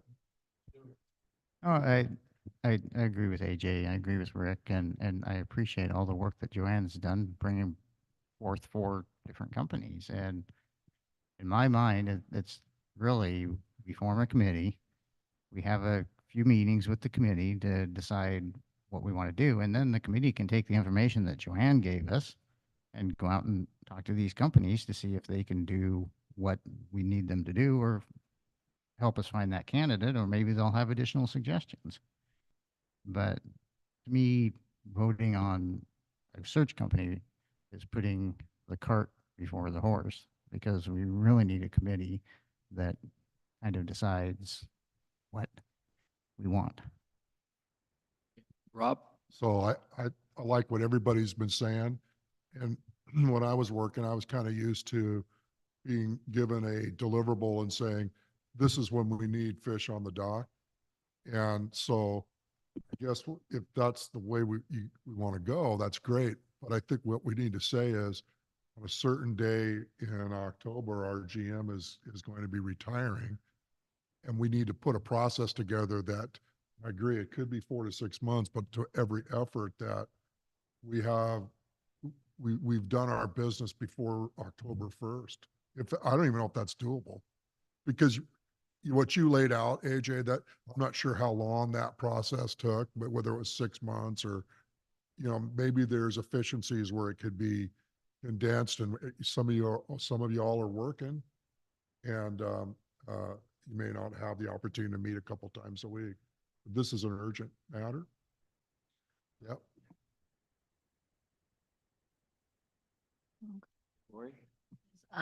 Since this is our first discussion of all this as a board, are we looking, when are we looking to have a new GM? Maybe we need to do that and kind of work back. Because ideally, in this type of leadership position, you would want some overlap. Yeah. So you're looking at wanting to get a GM in there maybe September, October at the absolute latest. So if you're looking at September, you're looking at just a 90-day recruitment and hiring time. You're looking at August, July, June. So we're like ready to start this. And if we want to meet that timeline, which I'm just throwing that out there, we haven't discussed and decided, we need to start now. So if we form a committee, it's like a committee that needs to meet every day until they have something to bring to the board. Thank you, Lori. Sonia? Yeah, I think that we could, we just, go past 8D and go to the committee, and then we could direct the committee to, within 2 weeks, they need to come back with some direction, timelines, that we can then begin to solidify basically a charter, like we can finish that. And we could do a lot of that via email was my thought. I don't know. What were you going to say? I think a charter needs to be written and the board needs to establish what we want the committee to do for us. The lawyer's been quite clear about like committees, and that's how, the board needs to tell the committee what we want it to do, We don't have to necessarily outline all the means and methods of which they go about it, but we need to at least outline the general parameters of what we expect from them, which I'm hearing schedule needs to be included in that, so, but I would say we should start with, everyone should go back and review the last GM search committee resolution. And we should evaluate whether there's additional things we need to add to it, things we need to delete from it as far as the duties go. And I would say that Keith should bring back a resolution draft for us to review at our next meeting. That's what I would say. So, and whether that's just bring back the old resolution and then we can discuss edits or whatever, but I think we need a resolution to form a committee before we appoint people to it. Absolutely. Other hands? I'll make a motion that the board president bring back to the next meeting for the board of directors a draft resolution for a GM search committee.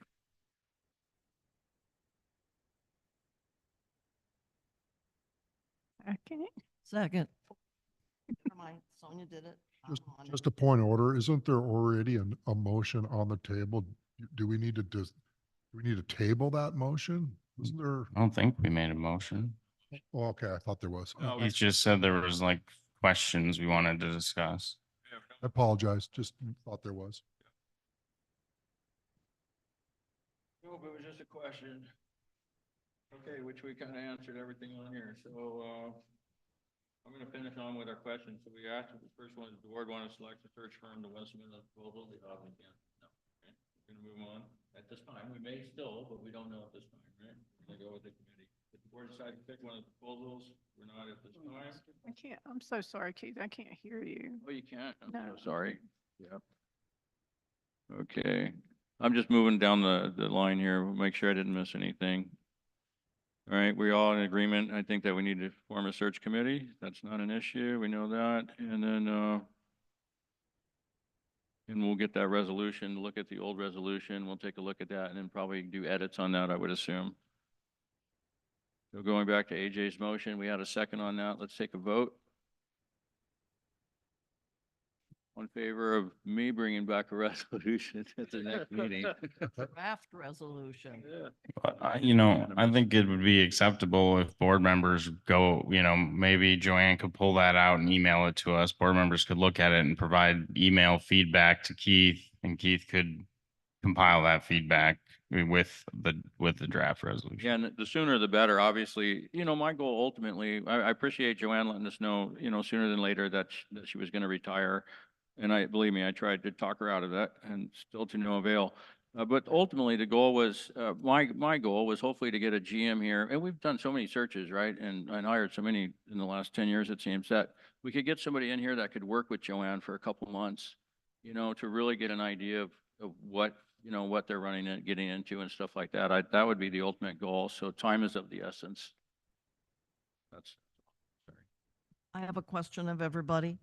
Was that a unanimous vote on AJ's measure? It was. I think so. It's just, it's hard to go looking around the. Yeah, it was. Okay, thanks. So while people are recording this, just a comment, take it or leave it. The search criteria you guys have used in the past have yielded a range of candidates. And I looked at the list of criteria that you identified. I do not meet any of the criteria that you identified in your last GM search. Just throwing that out there, huh? Well, since we're throwing things out, Can you answer if we did have a GM search, would you have ever even applied to be our GM? I'm pointing out that the previously used criteria did not yield the desired results.